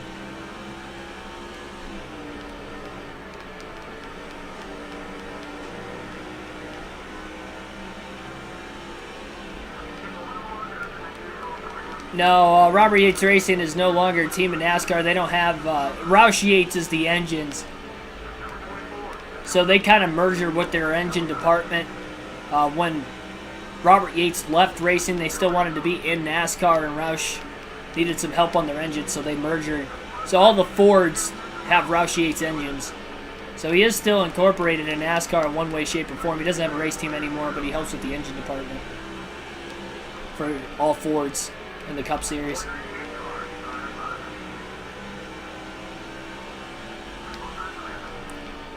Not far away from Greg Biffle's second stop. Again, looking at lap 328.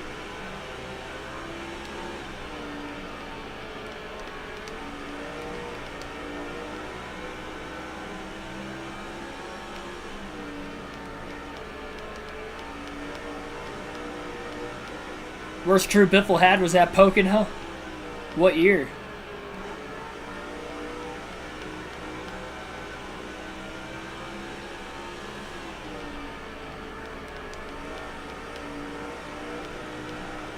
Yeah, exactly. That's the nice thing with NASCAR 06. Even if I DNF, we could still finish the race as a teammate. Which is nice, because I have had 3 DNFs on this season. Kind of stinks just kind of ending the race before we actually get to the end when we do the full race live streams. Jeff Gordon ran Biffle back down again. Biffle has a few more laps to try and hold Gordon off, who is on over 100 lap pressure tires. Pretty impressive. Gordon not being extra aggressive, though, putting the bumper to Biffle either. He's racing him clean. What you like to see in the battle for the championship.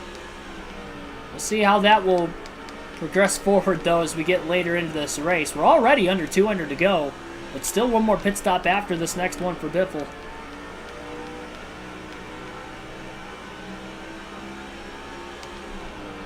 Biffle's going to stay on one more lap. He's going to go to lap 329, just in case we get a caution. That's going to be a 165 lap run, which is a lap longer he will go on field this time versus before he pitted the first time earlier today. Again, pit stop for Biffle will be on the front stretch. So he'll make the dive going into turn 3 this time, down to the bottom. Gordon's going to get back on the lead lap. Biffle slides the tires a bit, trying to slow the car up, and he'll get the pit road easily without speeding. No mistakes, hopefully, for the 16 crew this time. No adjustments are going to be made for the second stop of the day for this Granger Ford.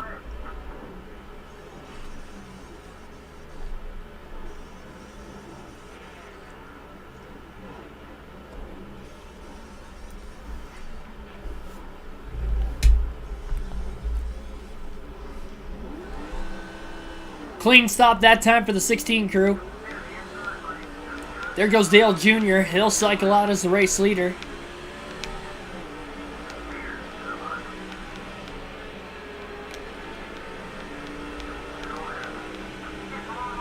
And Biffle's about 1.5 seconds off the lead of Dale Jr. after getting back up to speed. 170 laps to go in the Bristol night race. Sharpie 500. Live on KRC.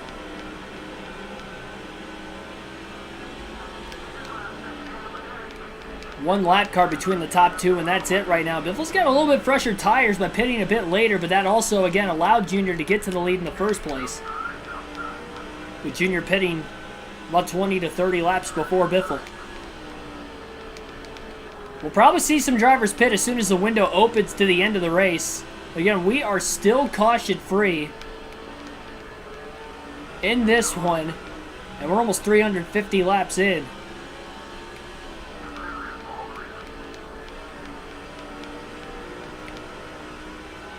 Yeah, Ernie Irvin definitely had his career shortened after that bad wreck he had at Michigan back in the early 90s. He came back for a few more years, but I think if he didn't have that wreck, he probably would have raced into the early 2000s at least, early to mid-2000s before he retired. He definitely wasn't the same after that. He wasn't the championship contender he was before that accident. He would still go on to win a few more races, but yeah, it definitely wasn't the same. Cue the duck. Yeah, I'll pause it here when I get to the back straightaway this next lap, and the only reason I'm doing it is because I don't have a trivia question for you guys yet tonight. I did promise after the second stop I would end up giving you guys the trivia question, so I'll pause it, and I will look up a Bristol track fact for you guys to answer.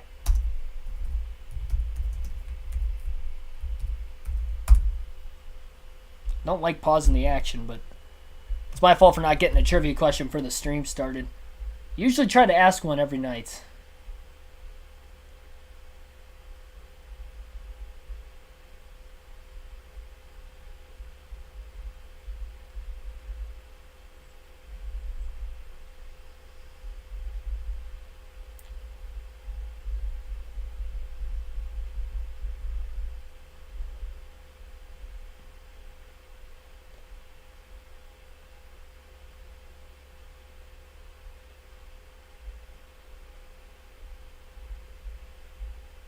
Dang.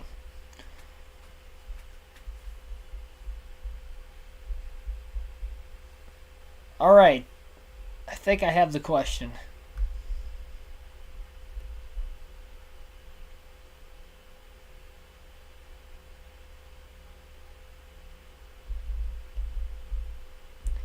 Yeah, I definitely have the question. All right, so tonight's trivia question on the channel is going to be a Bristol track fact. You guys collectively in the chat can answer this question. Work together, see who gets it. Moneybags, welcome to the stream, by the way. Answer's Dale Earnhardt. Actually, no. There's your hint. Joji, welcome to the stream as well. Tonight's trivia question in the Sharpie 500 Bristol Night Race. 3 races in NASCAR Cup Series history at Bristol had 20 cautions. Those were the most cautions in a Bristol race. Who were the drivers to win those 3 races? So what were the 3 drivers to win the 3 races that had 20 cautions at Bristol? They are 3 different drivers.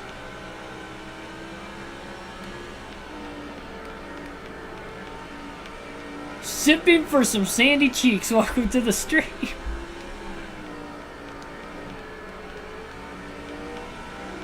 That's a great name. Oh, we got trouble in turns 1 and 2. One car is on his way to pit road. Looks like there's some drivers short pitting as the window may be open to the end of the race. Just under 160 laps left. There was some contact down in turns 1 and 2 that last lap. No caution. We continue to stay green. Dale Jr. out in front. Jeff Gordon is one of them. Kurt Busch is also one of them. Man, you guys have gotten a couple of them already. Kurt Busch was in 2003. Jeff Gordon in 1997. There's one more, though. And, geez, Rusty Wallace. Hopefully you guys did not cheat. That was super quick. I thought that was going to be a longer trivia night.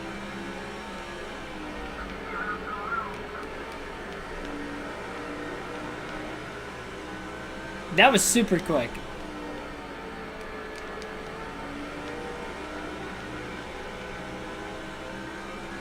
So yeah, those are the answers to tonight's trivia question. Rusty Wallace in 1989, Jeff Gordon in 1997, and Kurt Busch in 2003 were the 3 drivers to win the 3 Bristol races that had 20 cautions. I wanted you guys to work together collectively on this one because I didn't know if anybody was going to get all 3 of them correct. And that seemed to be the case. I mean, you guys worked together pretty well. I know not to do that again for another trivia question. That might be the first time I think I've done it like that before, and maybe that's why I've never done it like that before. You guys nailed it. And Jeff Gordon, Rusty Wallace, Kurt Busch were the 3. Dale Jr. still leading. He's got his teammate Michael Waltrip not too far in front of him. But the lap cars just came out of the pit lane, not that far in front of Jr. NASCAR fan didn't cheat. I'm sure we're all NASCAR fans here. Thanks for... Hey, you got, what, 2 of them right? Congrats. I think Mark DeMars had the other one. Oh boy, Biffle. Up into Tim Wagner. 150 laps to go in the Bristol night race. Biffle needs to win the race, and Gordon's going to have to finish 3rd or worse for Biffle to win the championship. Biffle battling Dale Jr. for the lead right now. Will get to the inside off turn 4. Biffle trying to take his 3rd lead of the night. Nobody has passed Biffle for the lead once he has gotten out in front. It's been the green flag pit stops that have cycled Jr. to the lead both times. Oh, Biffle getting into Michael Waltrip just a bit. Trying to get around the 15 car. Waltrip trying to hold Biffle up to allow his teammate Dale Jr. to close in a bit more. Biffle will get around Waltrip, though.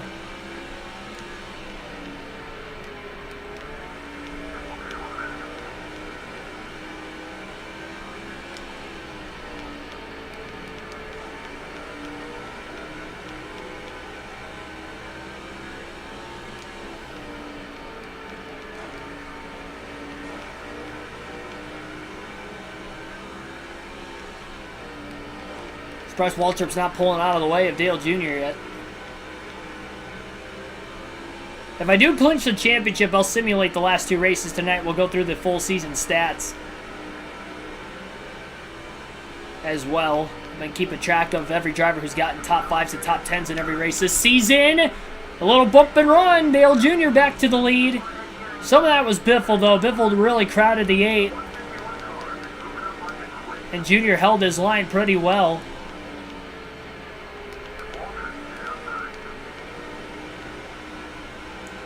Biffle back to the inside of Waltrip.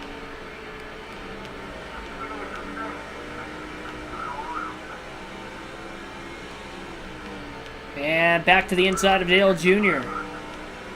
That was the first driver to pass Biffle straight up in the race today, but Biffle's going to get right back around Dale.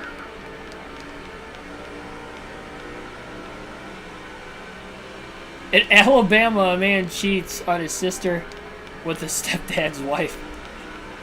That was the most random comment of the night right there.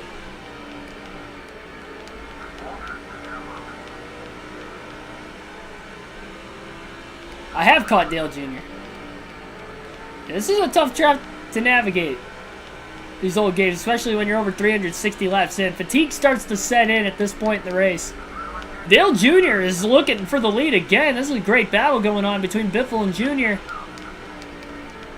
And that time he passed him without any contact. He's not clear yet. Now he's clear off turn 4.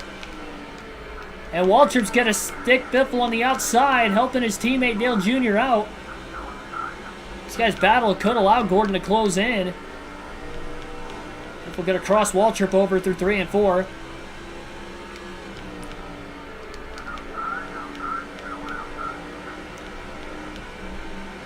Biffle has about 30 lap fresher tires.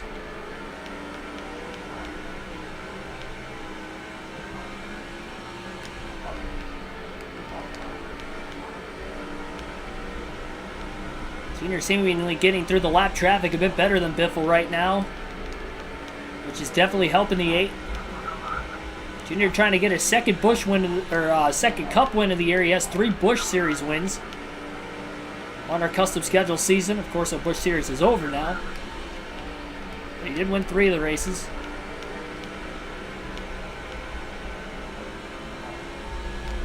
Doesn't have a shot at the championship anymore, but still has a shot at second in points, depending on where Gordon finishes these last 3 races. Junior could have an opportunity to get him. Biffle got up into Steve Thomas that time through 3 and 4, but he was able to get around Dale Jr. before that and still holds on to the lead. Put Waltrip in the wall. I'm going to do that intentionally, at least. Biffle drove it in really deep.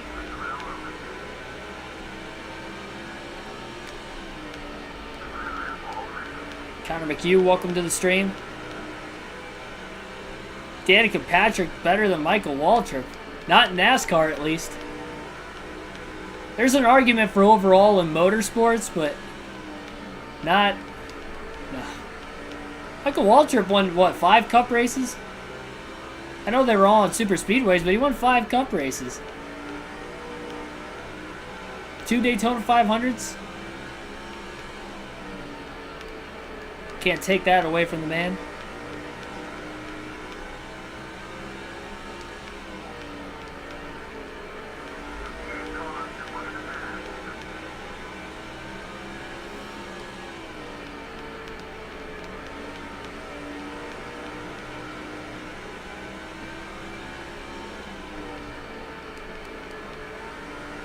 Just joking. Okay, just making sure. Got a bunch of hot takes in the chat tonight. Yes, I did clinch the Busch Series title in the second to last race of the season on, what was it, Friday night at Las Vegas. Clinched it with a dominating win. If we're looking for a dominating win here, Waltrip just got around his teammate Dale Jr. And Waltrip back to the outside to let the 8 get by him. I don't know if that was intentional for Waltrip to get around him or not, but that's going to cost Junior a little bit more time. As of right now, the way we run with 126 to go, Greg Biffle would be the champion if this was the last lap, but it's not. We still have more laps left in the race. It's still one more pit stop left in the race as well. Biffle's just hoping that Jeff Gordon does not close in on Dale Jr. That's another reason why Biffle wants to pull away, too, is the more he battles with Jr., the more of a chance Gordon has of catching up. Finish above 3rd.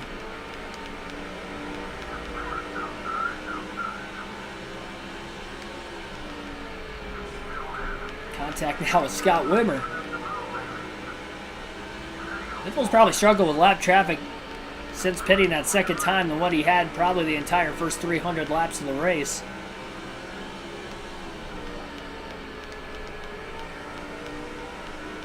Not like the car is tight this early in the tire stint either. He's just overdriving the car just a bit. He's obviously had a lot more pressure from Junior than probably what he's had from second place all night long. Pulling back away from Junior just a little bit again. Dale going to get around Scott Wimmer through 3 and 4 that time. Back to no more lap cars within the top 2. And we'll see if Dale Jr. can run Biffle back down again. About a half a second, maybe a little more than that, off the race lead.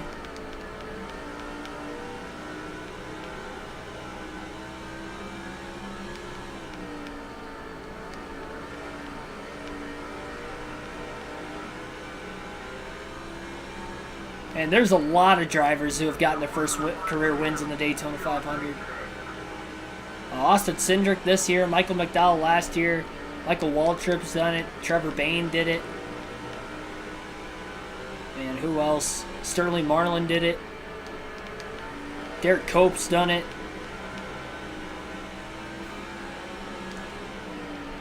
I think AJ Foyt, his first win would have been the Daytona 500. I would assume the same with Mario Andretti. I'm not entirely sure on both of those two. I know they have a couple cup wins. I don't know if their first was at Daytona or not. I'm not sure about Pete Hamilton either. I don't know if his first win was in the Daytona 500 or not. It might have been.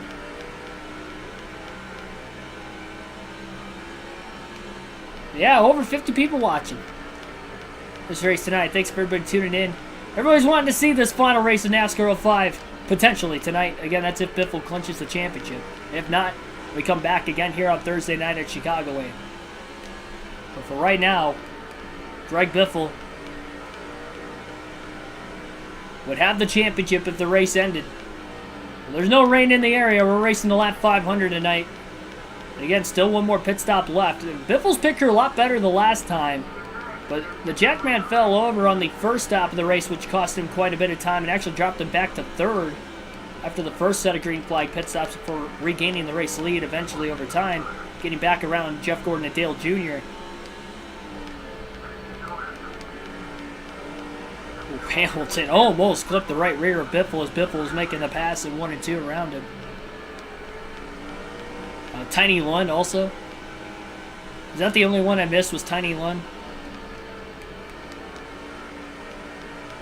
And Pete Hamilton did not win his first race in the 500.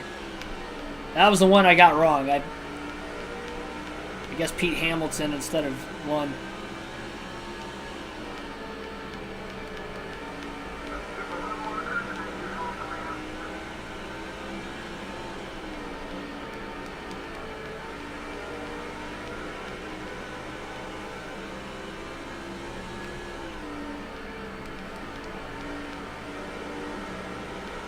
Junior falling a bit behind, 0.8 of a second off the lead and fading.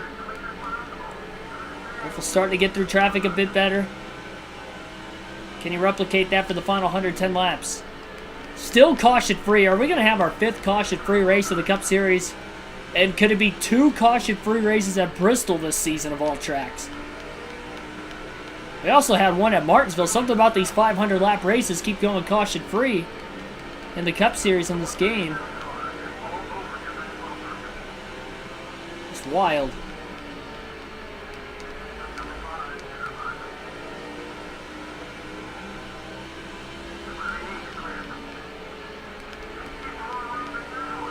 Drivers would be missing from this game? Oh man, I don't know. It's probably drivers who never ran the full schedule.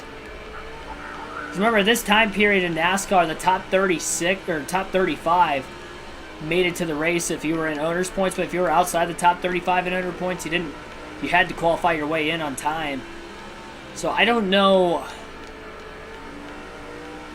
who would have been like a backmarker driver at this time period in 2004 that, you know, may have started some races that wasn't in this game. I would imagine the road course ringers like, you know, Boris Said, Max Pappas, those guys aren't in this. I know Boris Said's in NASCAR 06. Kenny Schrader probably. I mean, he's in the next game, but he's not in this one.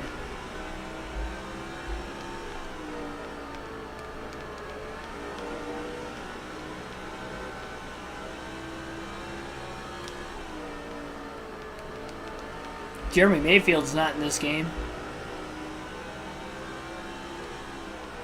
That's probably one of the main guys that aren't in this one, but are in NASCAR 06, and they're in NASCAR 04, Thunder 04. Oh, Dale Jr. closing again. Falls behind a little bit. He was almost a second off the lead from Biffle, and now he's back under a half a second off the lead as we close in on lap 400.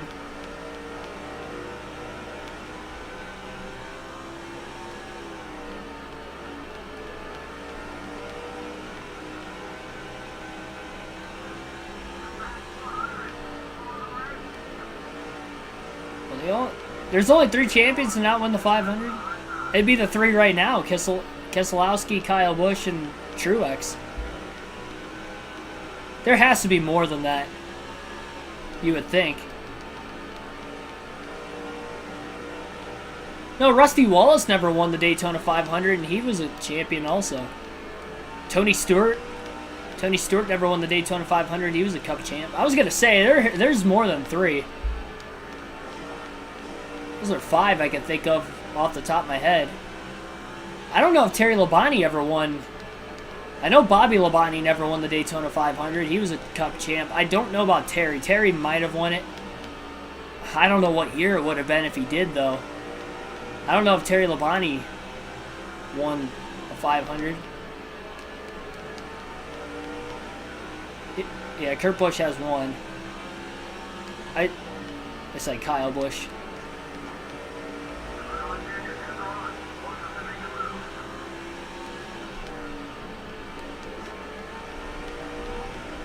Yeah, there's more than 3. Only 3 now, which would be Truex, Kyle Busch, and Keselowski, but there's more than that in history, at least.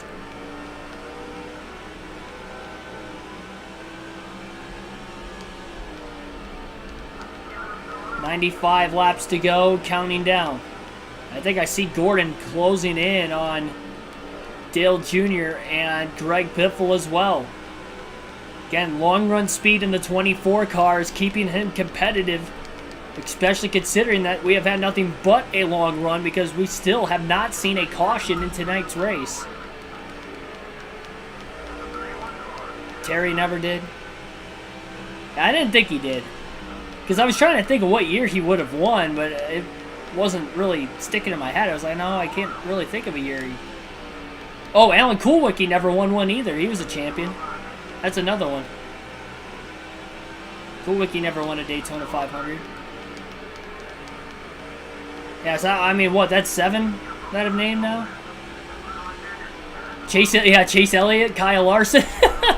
That's what, 9? Oh, contact! Dale Jr. and Greg Biffle. Gotta start to focus here. Junior's all over the back of the 16. I think Jeff Green just got underneath the 8 car after the contact, and Junior stuck on the outside. Well, Davey Allison never won a championship, though. Yeah, so what? I've thought of 9 drivers then.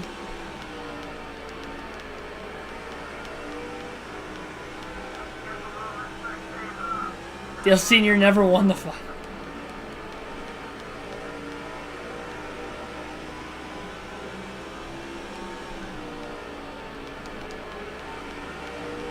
Rose Dawson, welcome to the stream as well. 40 people watching, 42 likes on the stream so far. Again, like and subscribe for more daily NASCAR content. We're under 90 laps to go in the Sharpie 500 Bristol night race. Third to last race of the Cup Series season on this NASCAR Chase for the Cup 2005 video game with the Nextel Cup Series on the custom schedule season. One more stop left to the end of the race, yet halfway on field for Biffle with about 87 laps to go. He can make it pretty far on field at the end of the race, but he can't make it all the way to the end. Oh boy, big hit into the wall off turn 4 for the 0 of Ward Burton. Oh, Martin just got into his teammate and they're in the wall. Gordon into the back of the 16. We stay green, and Dale Jr.'s out in front.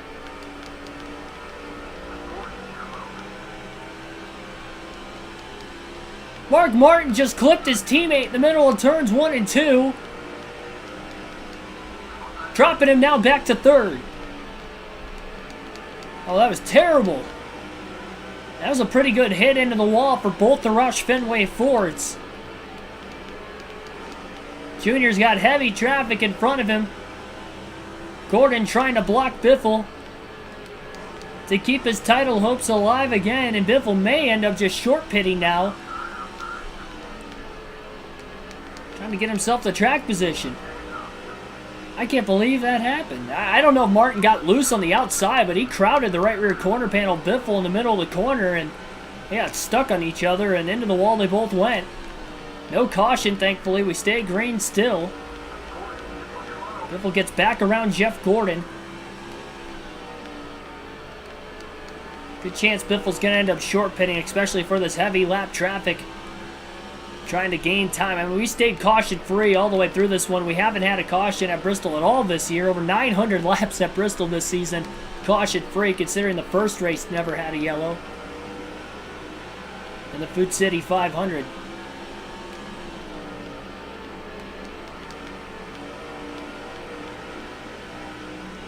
Biffle closes on Dale Jr. again. Michael Waltrip right in front of the 8.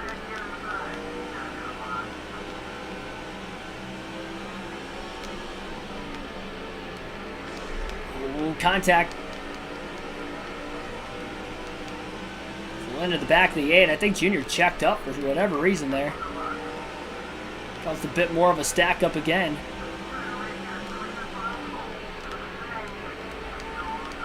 Walter finally let his teammate go. Vickers maybe trying to hold up Junior and Biffle a little bit to allow Gordon to close in a bit more. Biffle underneath the 8 of Dale Jr. on the front stretch. Biffle back out in front at Bristol off turn 2.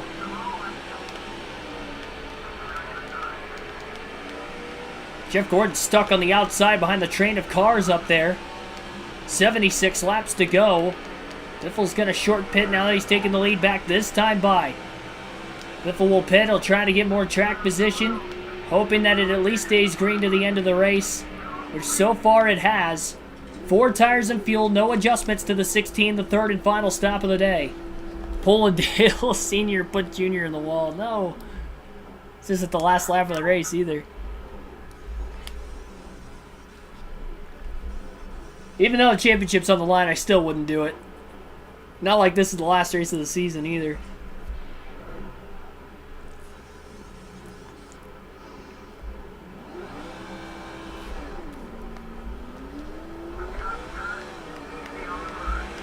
So Biffle going to be a lap down.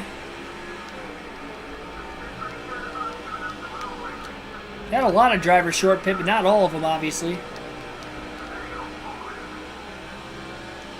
Biffle is in 10th place, so still in the top 10. Gonna have to find a way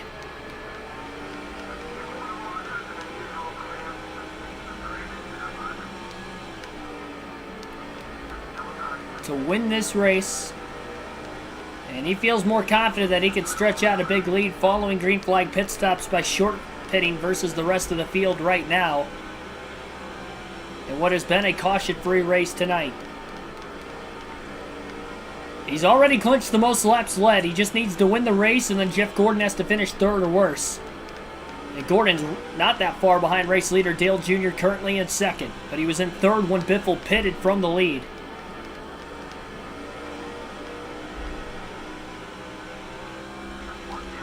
Biffle's trying to get to the inside of Bobby Labonte.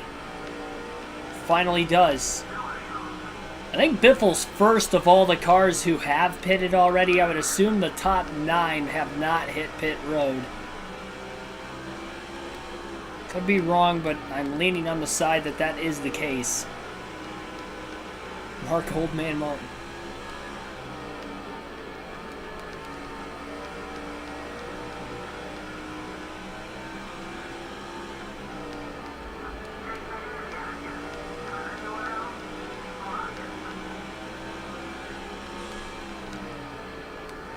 mistake from Biffle getting into turn 1.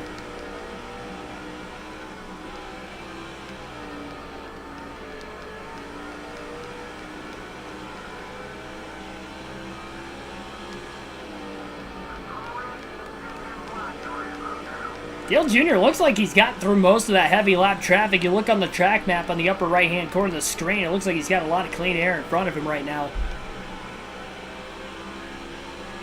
It's going to help him a little bit. Biffle moving Rookie Rudd out of the way.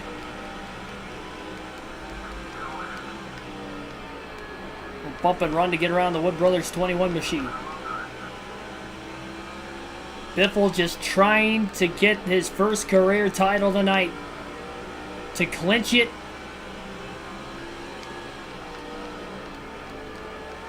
Won't have to worry about the last 2 races.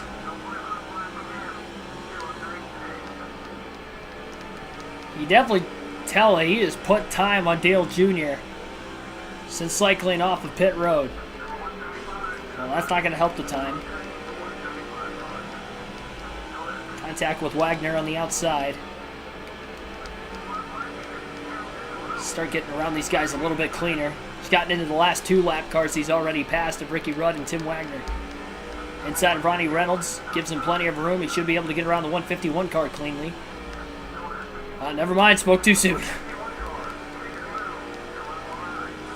Squeezed him, and it looked like Reynolds got a piece of the wall off turn 2 as well. And it sounds like some of the leaders are pitting this time. Dale Jr.'s in, so he will short pit as well. Jeff Gordon is back out in front. Jr. is on pit road on the front stretch. So Biffle did not pit that far before Dale Jr. Maybe 10 laps. Right around there, maybe a little bit more than 10 laps, but it's not much. Biffle clears Wimmer with a clean pass. There's Dale Jr. on the bottom of the track. Biffle will cycle in front of him by just pitting that much sooner. He will gap Dale Jr. just a little bit. Jr. was right on his back bumper, and now he's probably got about 8 to 10 car lengths on him as they work through lap traffic. Gordon was behind Earnhardt when the pit stop started, even when Dale pit just a few laps ago. And now Gordon's staying out of the pits, hoping for a late yellow.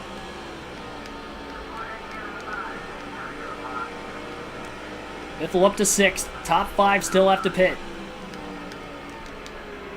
Biffle to the inside of another one of his teammates, Kurt Busch. First we've even seen that 97 car all night. Sounds like more cars will be pitting this time by. Jeff Gordon is in. Biffle gets around Rusty Wallace. Matt Kenseth leads for the first time tonight. Jeff Gordon again is on pit road. So Kenseth is now the 6th different leader in the Sharpie 500 Bristol night race. Ricky Rudd coming out of the pits on the bottom of the track. Biffle crosses him back over to the bottom. Started the corner towards the outside. Almost made contact with him. Will make the pass. Kenseth still leading laps on the racetrack. He's hoping for a yellow. Biffle up to 3rd. Biffle's hoping that Dale Jr. cycle ahead of Gordon.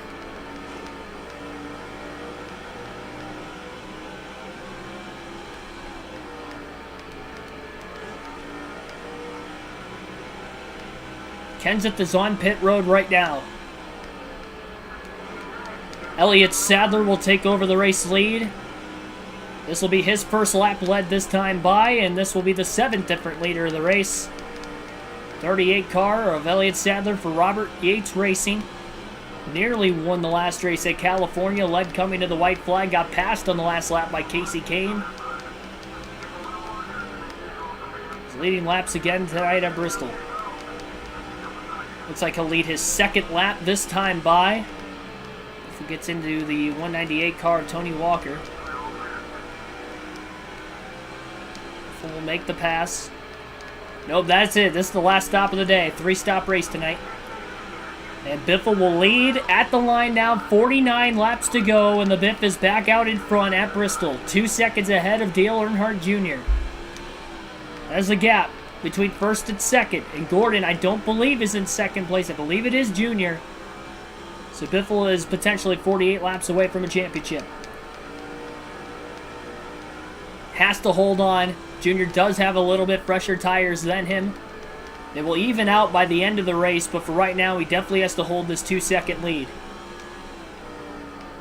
Really needs to rely on the lap traffic to stay out of the way, and also hope this race continues to stay green, which so far it has. No caution in over 450 laps at Bristol under the lights. Contact at the back of the pack, not that far from the leader, Austin Hamilton, and then the 105 car as well. Kyle McCoy made contact that last lap. Asher Sadler took 2 tires. I don't think he still would have cycled ahead of us, though. Considering he was barely ahead. I mean, we were barely a lap down behind him when he was leading. Even if he took 2 tires, he would not cycle out as a leader. I don't think he would have been able to hold on for like 40-plus laps on 2 tires either.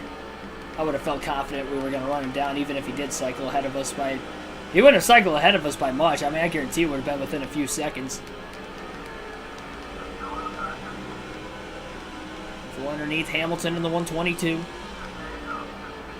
He'll make the pass at 1-2. He just really has to hope that they don't make contact with him like Mark Martin did before the final stop. Full overdriving turn 3 a little bit.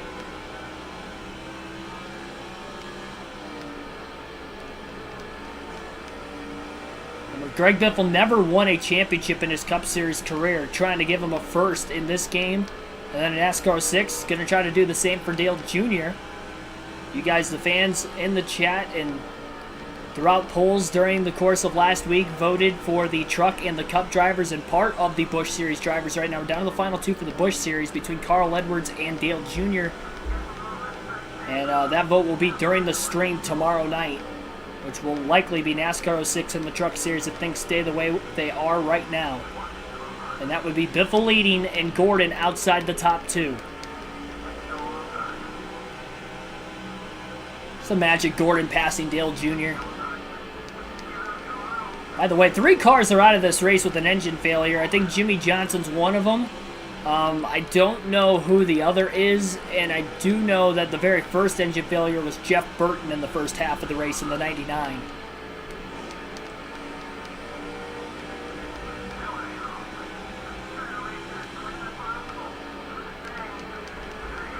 Biffle's grown that lead out a little bit. A couple tenths of a second since everybody has cycled off of pit road for their final stop. Good call on short pitting for Biffle. It worked out for him with it continuing to stay green. It might be enough of a gap to be able to hold Dale Jr. and the rest of the field behind him. Again, he's just hoping Jr. gets through lap traffic at least decently to at least finish second.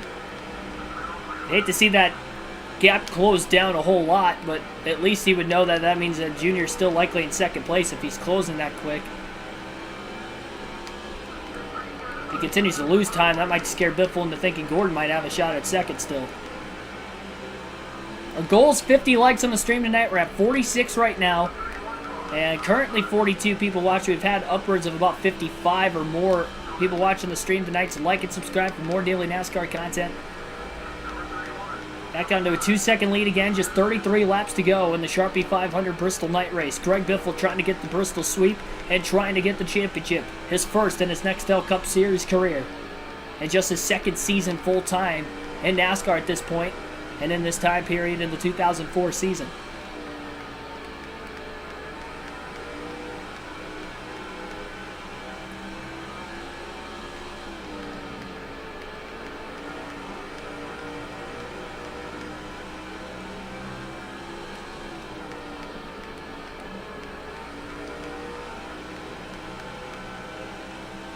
$31 to go.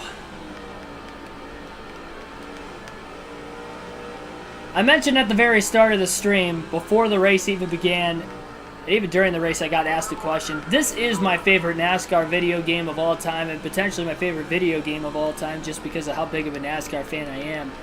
And I have to say that we have been playing this game for 15 months. A little over a year, about a year and a quarter. And we are finally going to get through this playthrough. And we're going to win the championships in all 3 series. And it'll be the first season-long championship I'm going to win in a season-long points format. We did win the first title with Jimmy Johnson in the first season of the Cup Series, but our chase for 8th season with Johnson trying to get him his first title, which eventually got him 8 championships by the end of his career. He did not win the 2004 title. You guys fan voted for me to race as him, and that was cool, but we also had the chase format, so it wasn't a season-long format. And in NASCAR Thunder 04, I was 0 for 2 in the season-long points format for the Cup Series. Finished 13th and 6th in the championship seasons there with Biffle in his rookie year, and then fan-voted driver Terry Labonte in the first season. Lap car crossing Biffle over right now, but it's going to be an emotional goodbye with this game. I will say, it's going to feel weird, you know, not playing this anymore on the channel once we go full-time NASCAR 6, because the game does look a little different from the very little I've played of it, trying to get myself reaccustomed with it. I really, when the game first came in about a week ago, tested it and wanted to get all the driver lineups, so I had everything for the voting polls too. So not only just the different feel of the game, but this is definitely a childhood memory. I'm glad I have this YouTube channel, because who knows if I ever would have repurchased the game. I did it for content purposes, and through playing this game, I forgot how much I liked it.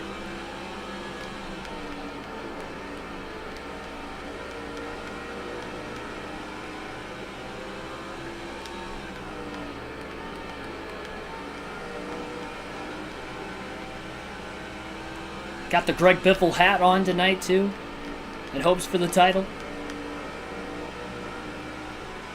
Biffle's only about 1.4 seconds ahead of Dale Jr. Jr.'s closed that gap 0.8 of a second over the last 10 laps.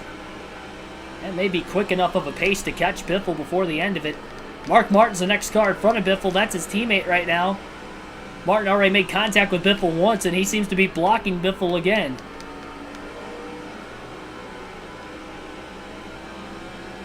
$20 to go.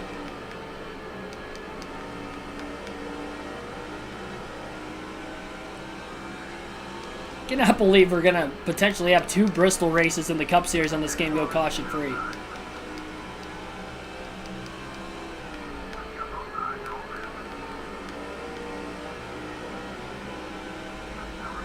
Biffle maybe underneath Martin into turn 3. Nope, not quite. He's trying to get there. Martin's definitely not giving him any room. I'm surprised that Biffle's teammate of all drivers is racing him as hard as he is right now.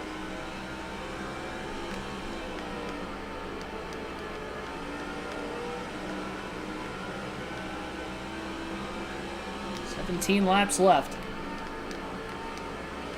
Down to 1.2 seconds.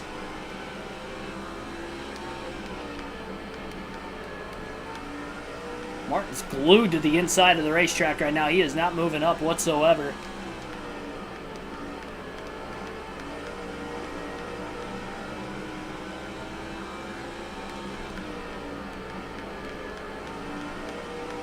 Darren Bagley, Heath, welcome to the stream.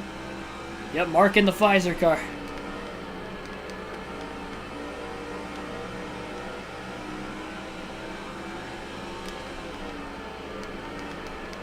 Dale Jr.'s pace has slowed up a little bit. He's on the inside of Bobby Labonte. He's been trying to get around him the last couple laps. Biffle underneath the 123 car. Oh, Charlie Davis. Davis just crowded Biffle.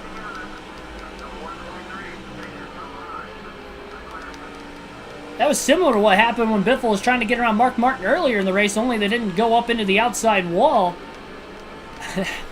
I don't know what that was. I mean, Davis wasn't a rival. Martin was a teammate when he did it earlier. Well, it leads down to 0.9 of a second. Still 1 lap car between the top 2, 12 to go.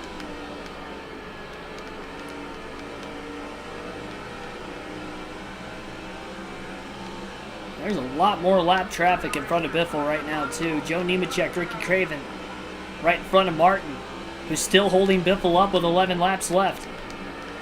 Oh, Martin just got into Nemechek. That's going to stack him up a little bit. Biffle going to the bottom, 3 wide. We haven't seen Biffle go 3 wide all day. Will they make it? Trying to get around these guys. Not 3 wide anymore, luckily. He will get around Martin, finally. Nemechek's in the wall on the outside. That should allow Biffle to clear Nemechek into turn 3. Lead is down to 0.6 of a second, but now there's 3 lap cars in between Greg Biffle and Dale Jr. with 9 to go. And Martin and Nemechek are side by side again, with Martin clearing Nemechek in the 0-1.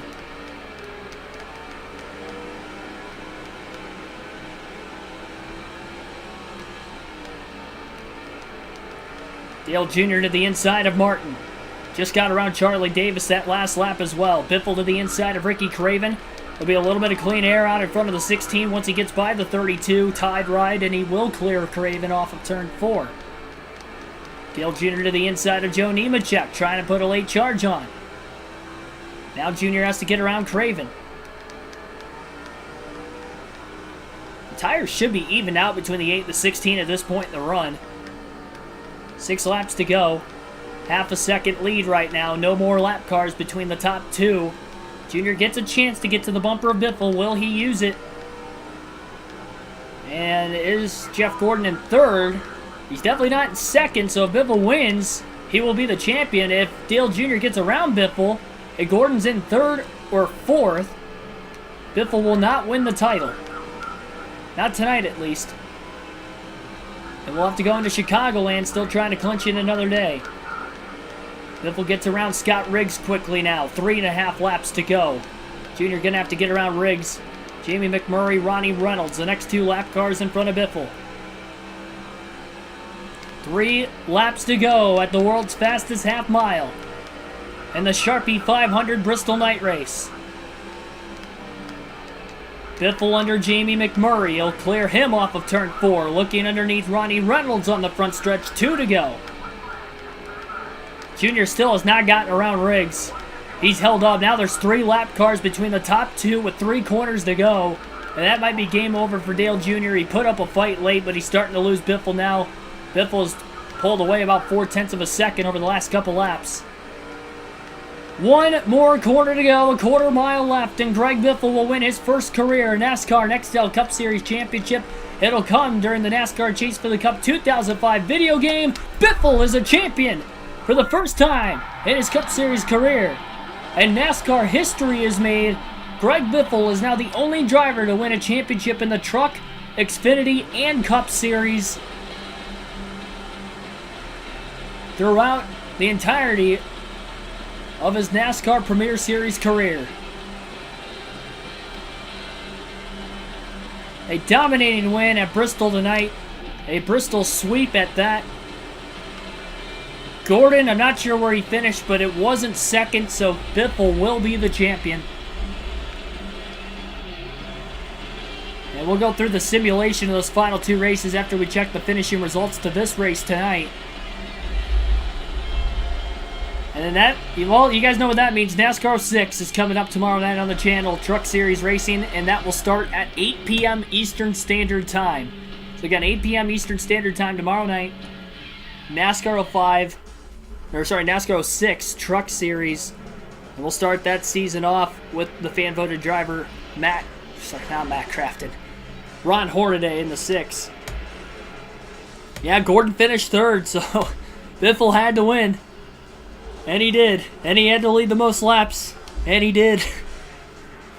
Biffle has been DQ'd. Oh no. I didn't hit anything in the burnout. 393 of the 500 laps led tonight for the Biff, en route to another victory this season. There's the max points day, and a championship is his. 18 lead changes, no cautions, only 2 hours and 9 minutes to get 500 laps at Bristol in. That's how fast the Bristol race would go if there were no yellows. Not really possible now during the stage racing era, but that was a quick race, all things considered. Especially by Cup Series standards. Dale Jr. finishes in 2nd, 75 laps led. Jeff Gordon led 19 laps, finishing in 3rd. Tried to keep the championship alive, but Biffle did his job, and it was just good enough to beat Gordon out tonight for the title. 2 races early, he has clinched it. Matt Kenseth led 4 laps during green flag pit stops, finishing 4th. Tony Stewart led 5 laps very early in the race, rounding out the top 5. Kevin Harvick finished 6th. He didn't lead any laps. Newman started on the pole, led the first 3, finishes 7th. Casey Kane, the rookie, coming off the win, finishing 8th. Back-to-back top 10s there. He clinched the Rookie of the Year after his win at California as well last race. So the Rookie of the Year, Casey Kane, another good top 10 run today. Kurt Busch ends up finishing 9th, and Elliott Sadler rounds out the top 10. He led 1 lap during green flag pit stops, and only the top 10 finished on the lead lap in the race, with this race going caution-free. It's amazing that only, 8/10 of a second was the margin of victory at Bristol, and we didn't even have a single caution. It's insane. I think the margin of victory for the championship, which we'll check very soon, the gap between Gordon and Biffle. Jeff Burton, Jimmy Johnson, Bo Banks were the 3 drivers who blew an engine tonight. Everybody else finished tonight's race. So 3 engine failures, 3 DNFs. 2.7 seconds was the margin of victory for the championship for Biffle over Gordon in this race. After 500 caution-free laps. And there is the trophy for winning the Bristol night race. And there's Greg Biffle in victory lane as well. Unbelievable. I did it, guys. I finally won a season-long championship in the Cup Series on the channel. It took 15 months on this game, but we finished it and we won it. As Dale Sr. would say, we won it, we won it, we won it. Now I just got to win the Daytona 500 on these EA Sports games. I haven't done that yet. We'll see if I can do that on NASCAR 06 on Thursday. So we'll sim these last 2 races. Tropicana 400 at Chicagoland. I'll end up finishing at the back these last 2. Matt Kenseth, 37-lap sled, goes on to win, I believe, his first race of the season. Let me pull up the season stats here for a second. So I'm going to have to keep track of these top 10s to top 5s to get the full season statistics for you guys as well.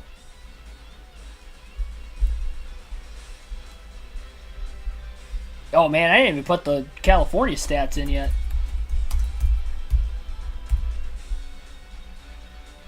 By the way, that was the 17th win for Greg Biffle this season as well. And he will go on to lead over 3,400 laps this season with the 17 victories.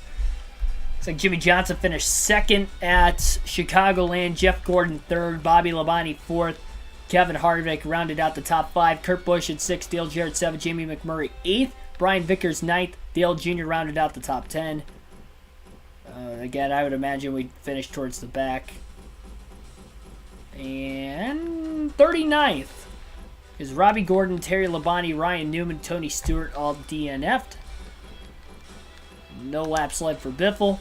And then the EA Sports, I guess the Talladega 500. At the Talladega Super... Oh, no, it is... Yeah. I forgot. We didn't have a second day race at Dega. So the EA Sports 500 at Talladega. After simulation, Kevin Harvick wins. Wow, Harvick won 3 super speedway races this season. That's insane. Kenseth, that was his 2nd win. He also won the Coke 600. I do remember that now. So Kenseth ends up with 2 wins. And then Kevin Harvick gets 3 wins on the year, and 3 of them were super speedways. He won the Talladega night race, and then he won the Pepsi 400 at Daytona as well.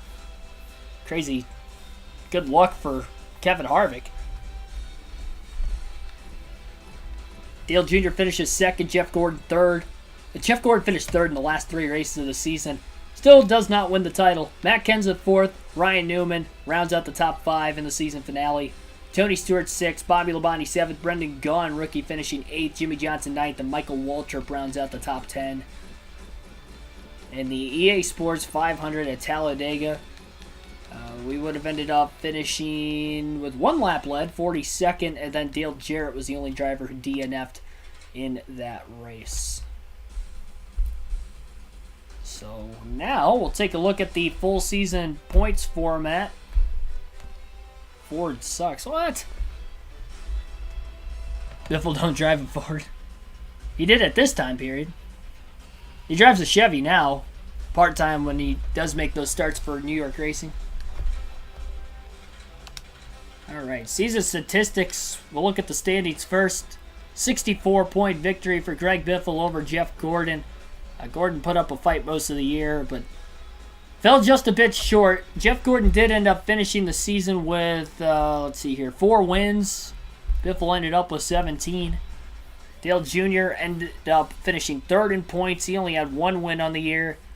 Tony Stewart had 4 wins as well, including the Daytona 500. He finished 4th in points. Matt Kenseth ended up rounding out the top 5 in the point standings. 2 wins at Chicagoland, and then the Charlotte Coke 600 race. Kevin Harvick had 3 wins on the year, finished 6th in the points, mentioned 3 super speedway victories, winning the last 2 Talladega races and the Pepsi 400 at Daytona. Ryan Newman ended up finishing in the 7th place position. And now that I think about it, Tony Stewart won the 1st and 2nd race at Daytona, and then Kevin Harvick won the 3rd race at Daytona and the last 2 Talladega races. So literally between the 2 of them, they won 5 of the 6 super speedway races on the season. I can't remember who won the first Dega race. Let me see here. I'm looking. Oh yeah, that's. Oh shoot, I won it. Okay. So Greg Biffle won at Talladega earlier this season. That's right. I just haven't won at Daytona yet on the EA Sports games. I have won at Dega. I remember that now.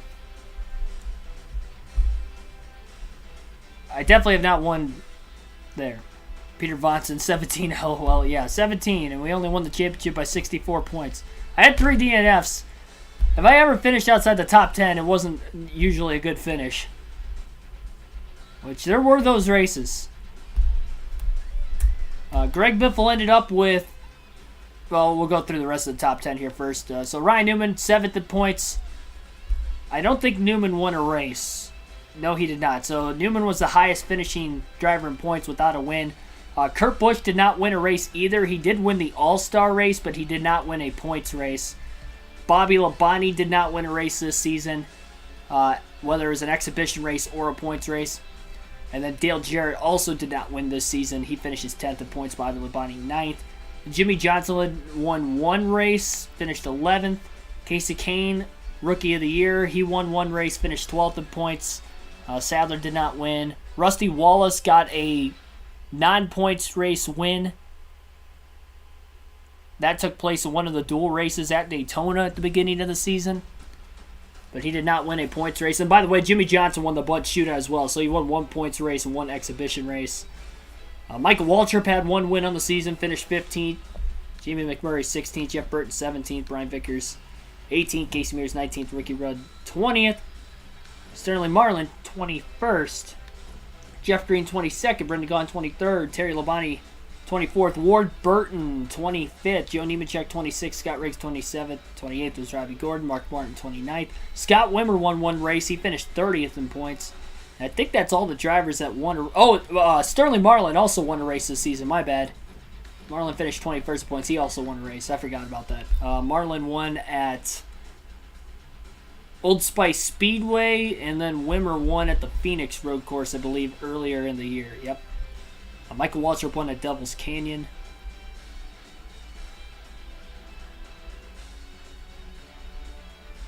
And I think that's all the drivers that won races this year. So we had 1, 2, 3, 4, 5, 6, 7, 8, 9, 10. We had 10 different winners, 12 different winners if you count the exhibition races.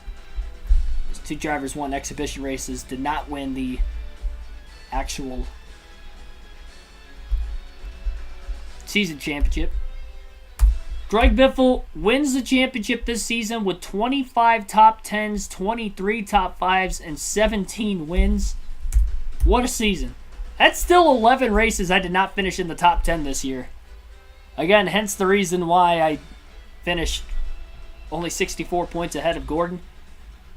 Jeff Gordon ended up with 28 top 10, so if you think 25 is a lot, Jeff Gordon would have had 28 top 10 finishes, and he would have had 17 top 5s.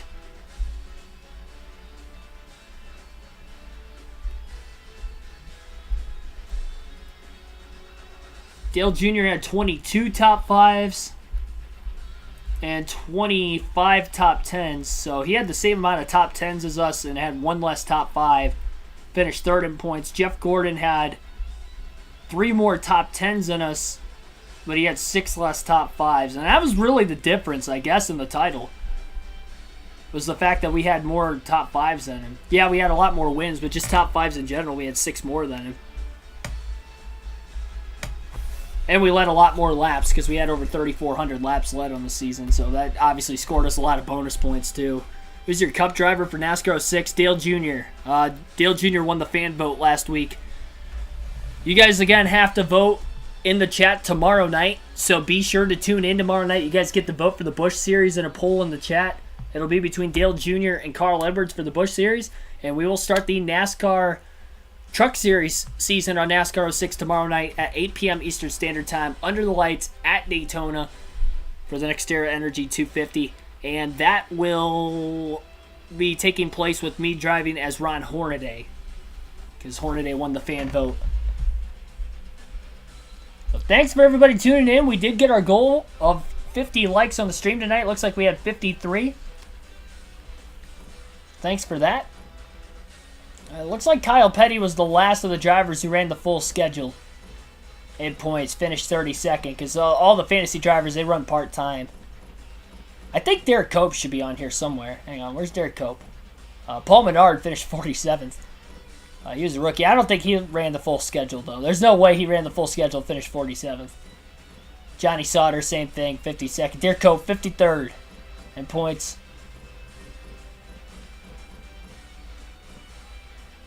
I don't think those guys ran the full schedule. 69 drivers this season. Nice.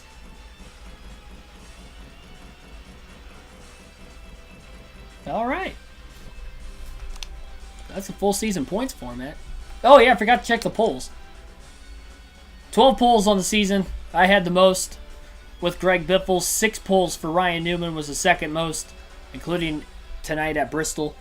Jeff Gordon had 4, Tony Stewart had 4, Dale Jr. had 3, Scott Riggs had 2, Mark Martin had 2, Elliott Sadler had 1, Rusty Walls had 1, Jimmy Johnson had 1, so 10 different poll awards. So we actually have more different winners than what we had poll sitters this season. And some drivers got a poll that didn't have a win, like Riggs and Martin. Alright, that is going to wrap things up tonight. Thank you everybody for watching this season. In tonight's stream, especially on the channel. Again, thank you so much. We just hit 2,000 subscribers on the channel yesterday, so I appreciate the support you guys give me on a nightly basis on the channel and on a weekly basis with the live race commentary as well. Thank you, everybody, and I'll see you guys tomorrow night. It's emotional goodbye. So long to NASCAR Chase for the Cup 2005 on the channel. It's been a fun ride. Again, 15 months of racing with this game on the channel has finally come to an end, and yes, Black Ace, welcome to stream. We did win the championship. So NASCAR 06 will start tomorrow night, Truck Series, and we'll try to win Ron Hornaday the Truck Series championship. Thank you. See you tomorrow night at 8. And again, it was a great ride. I'll see you guys tomorrow.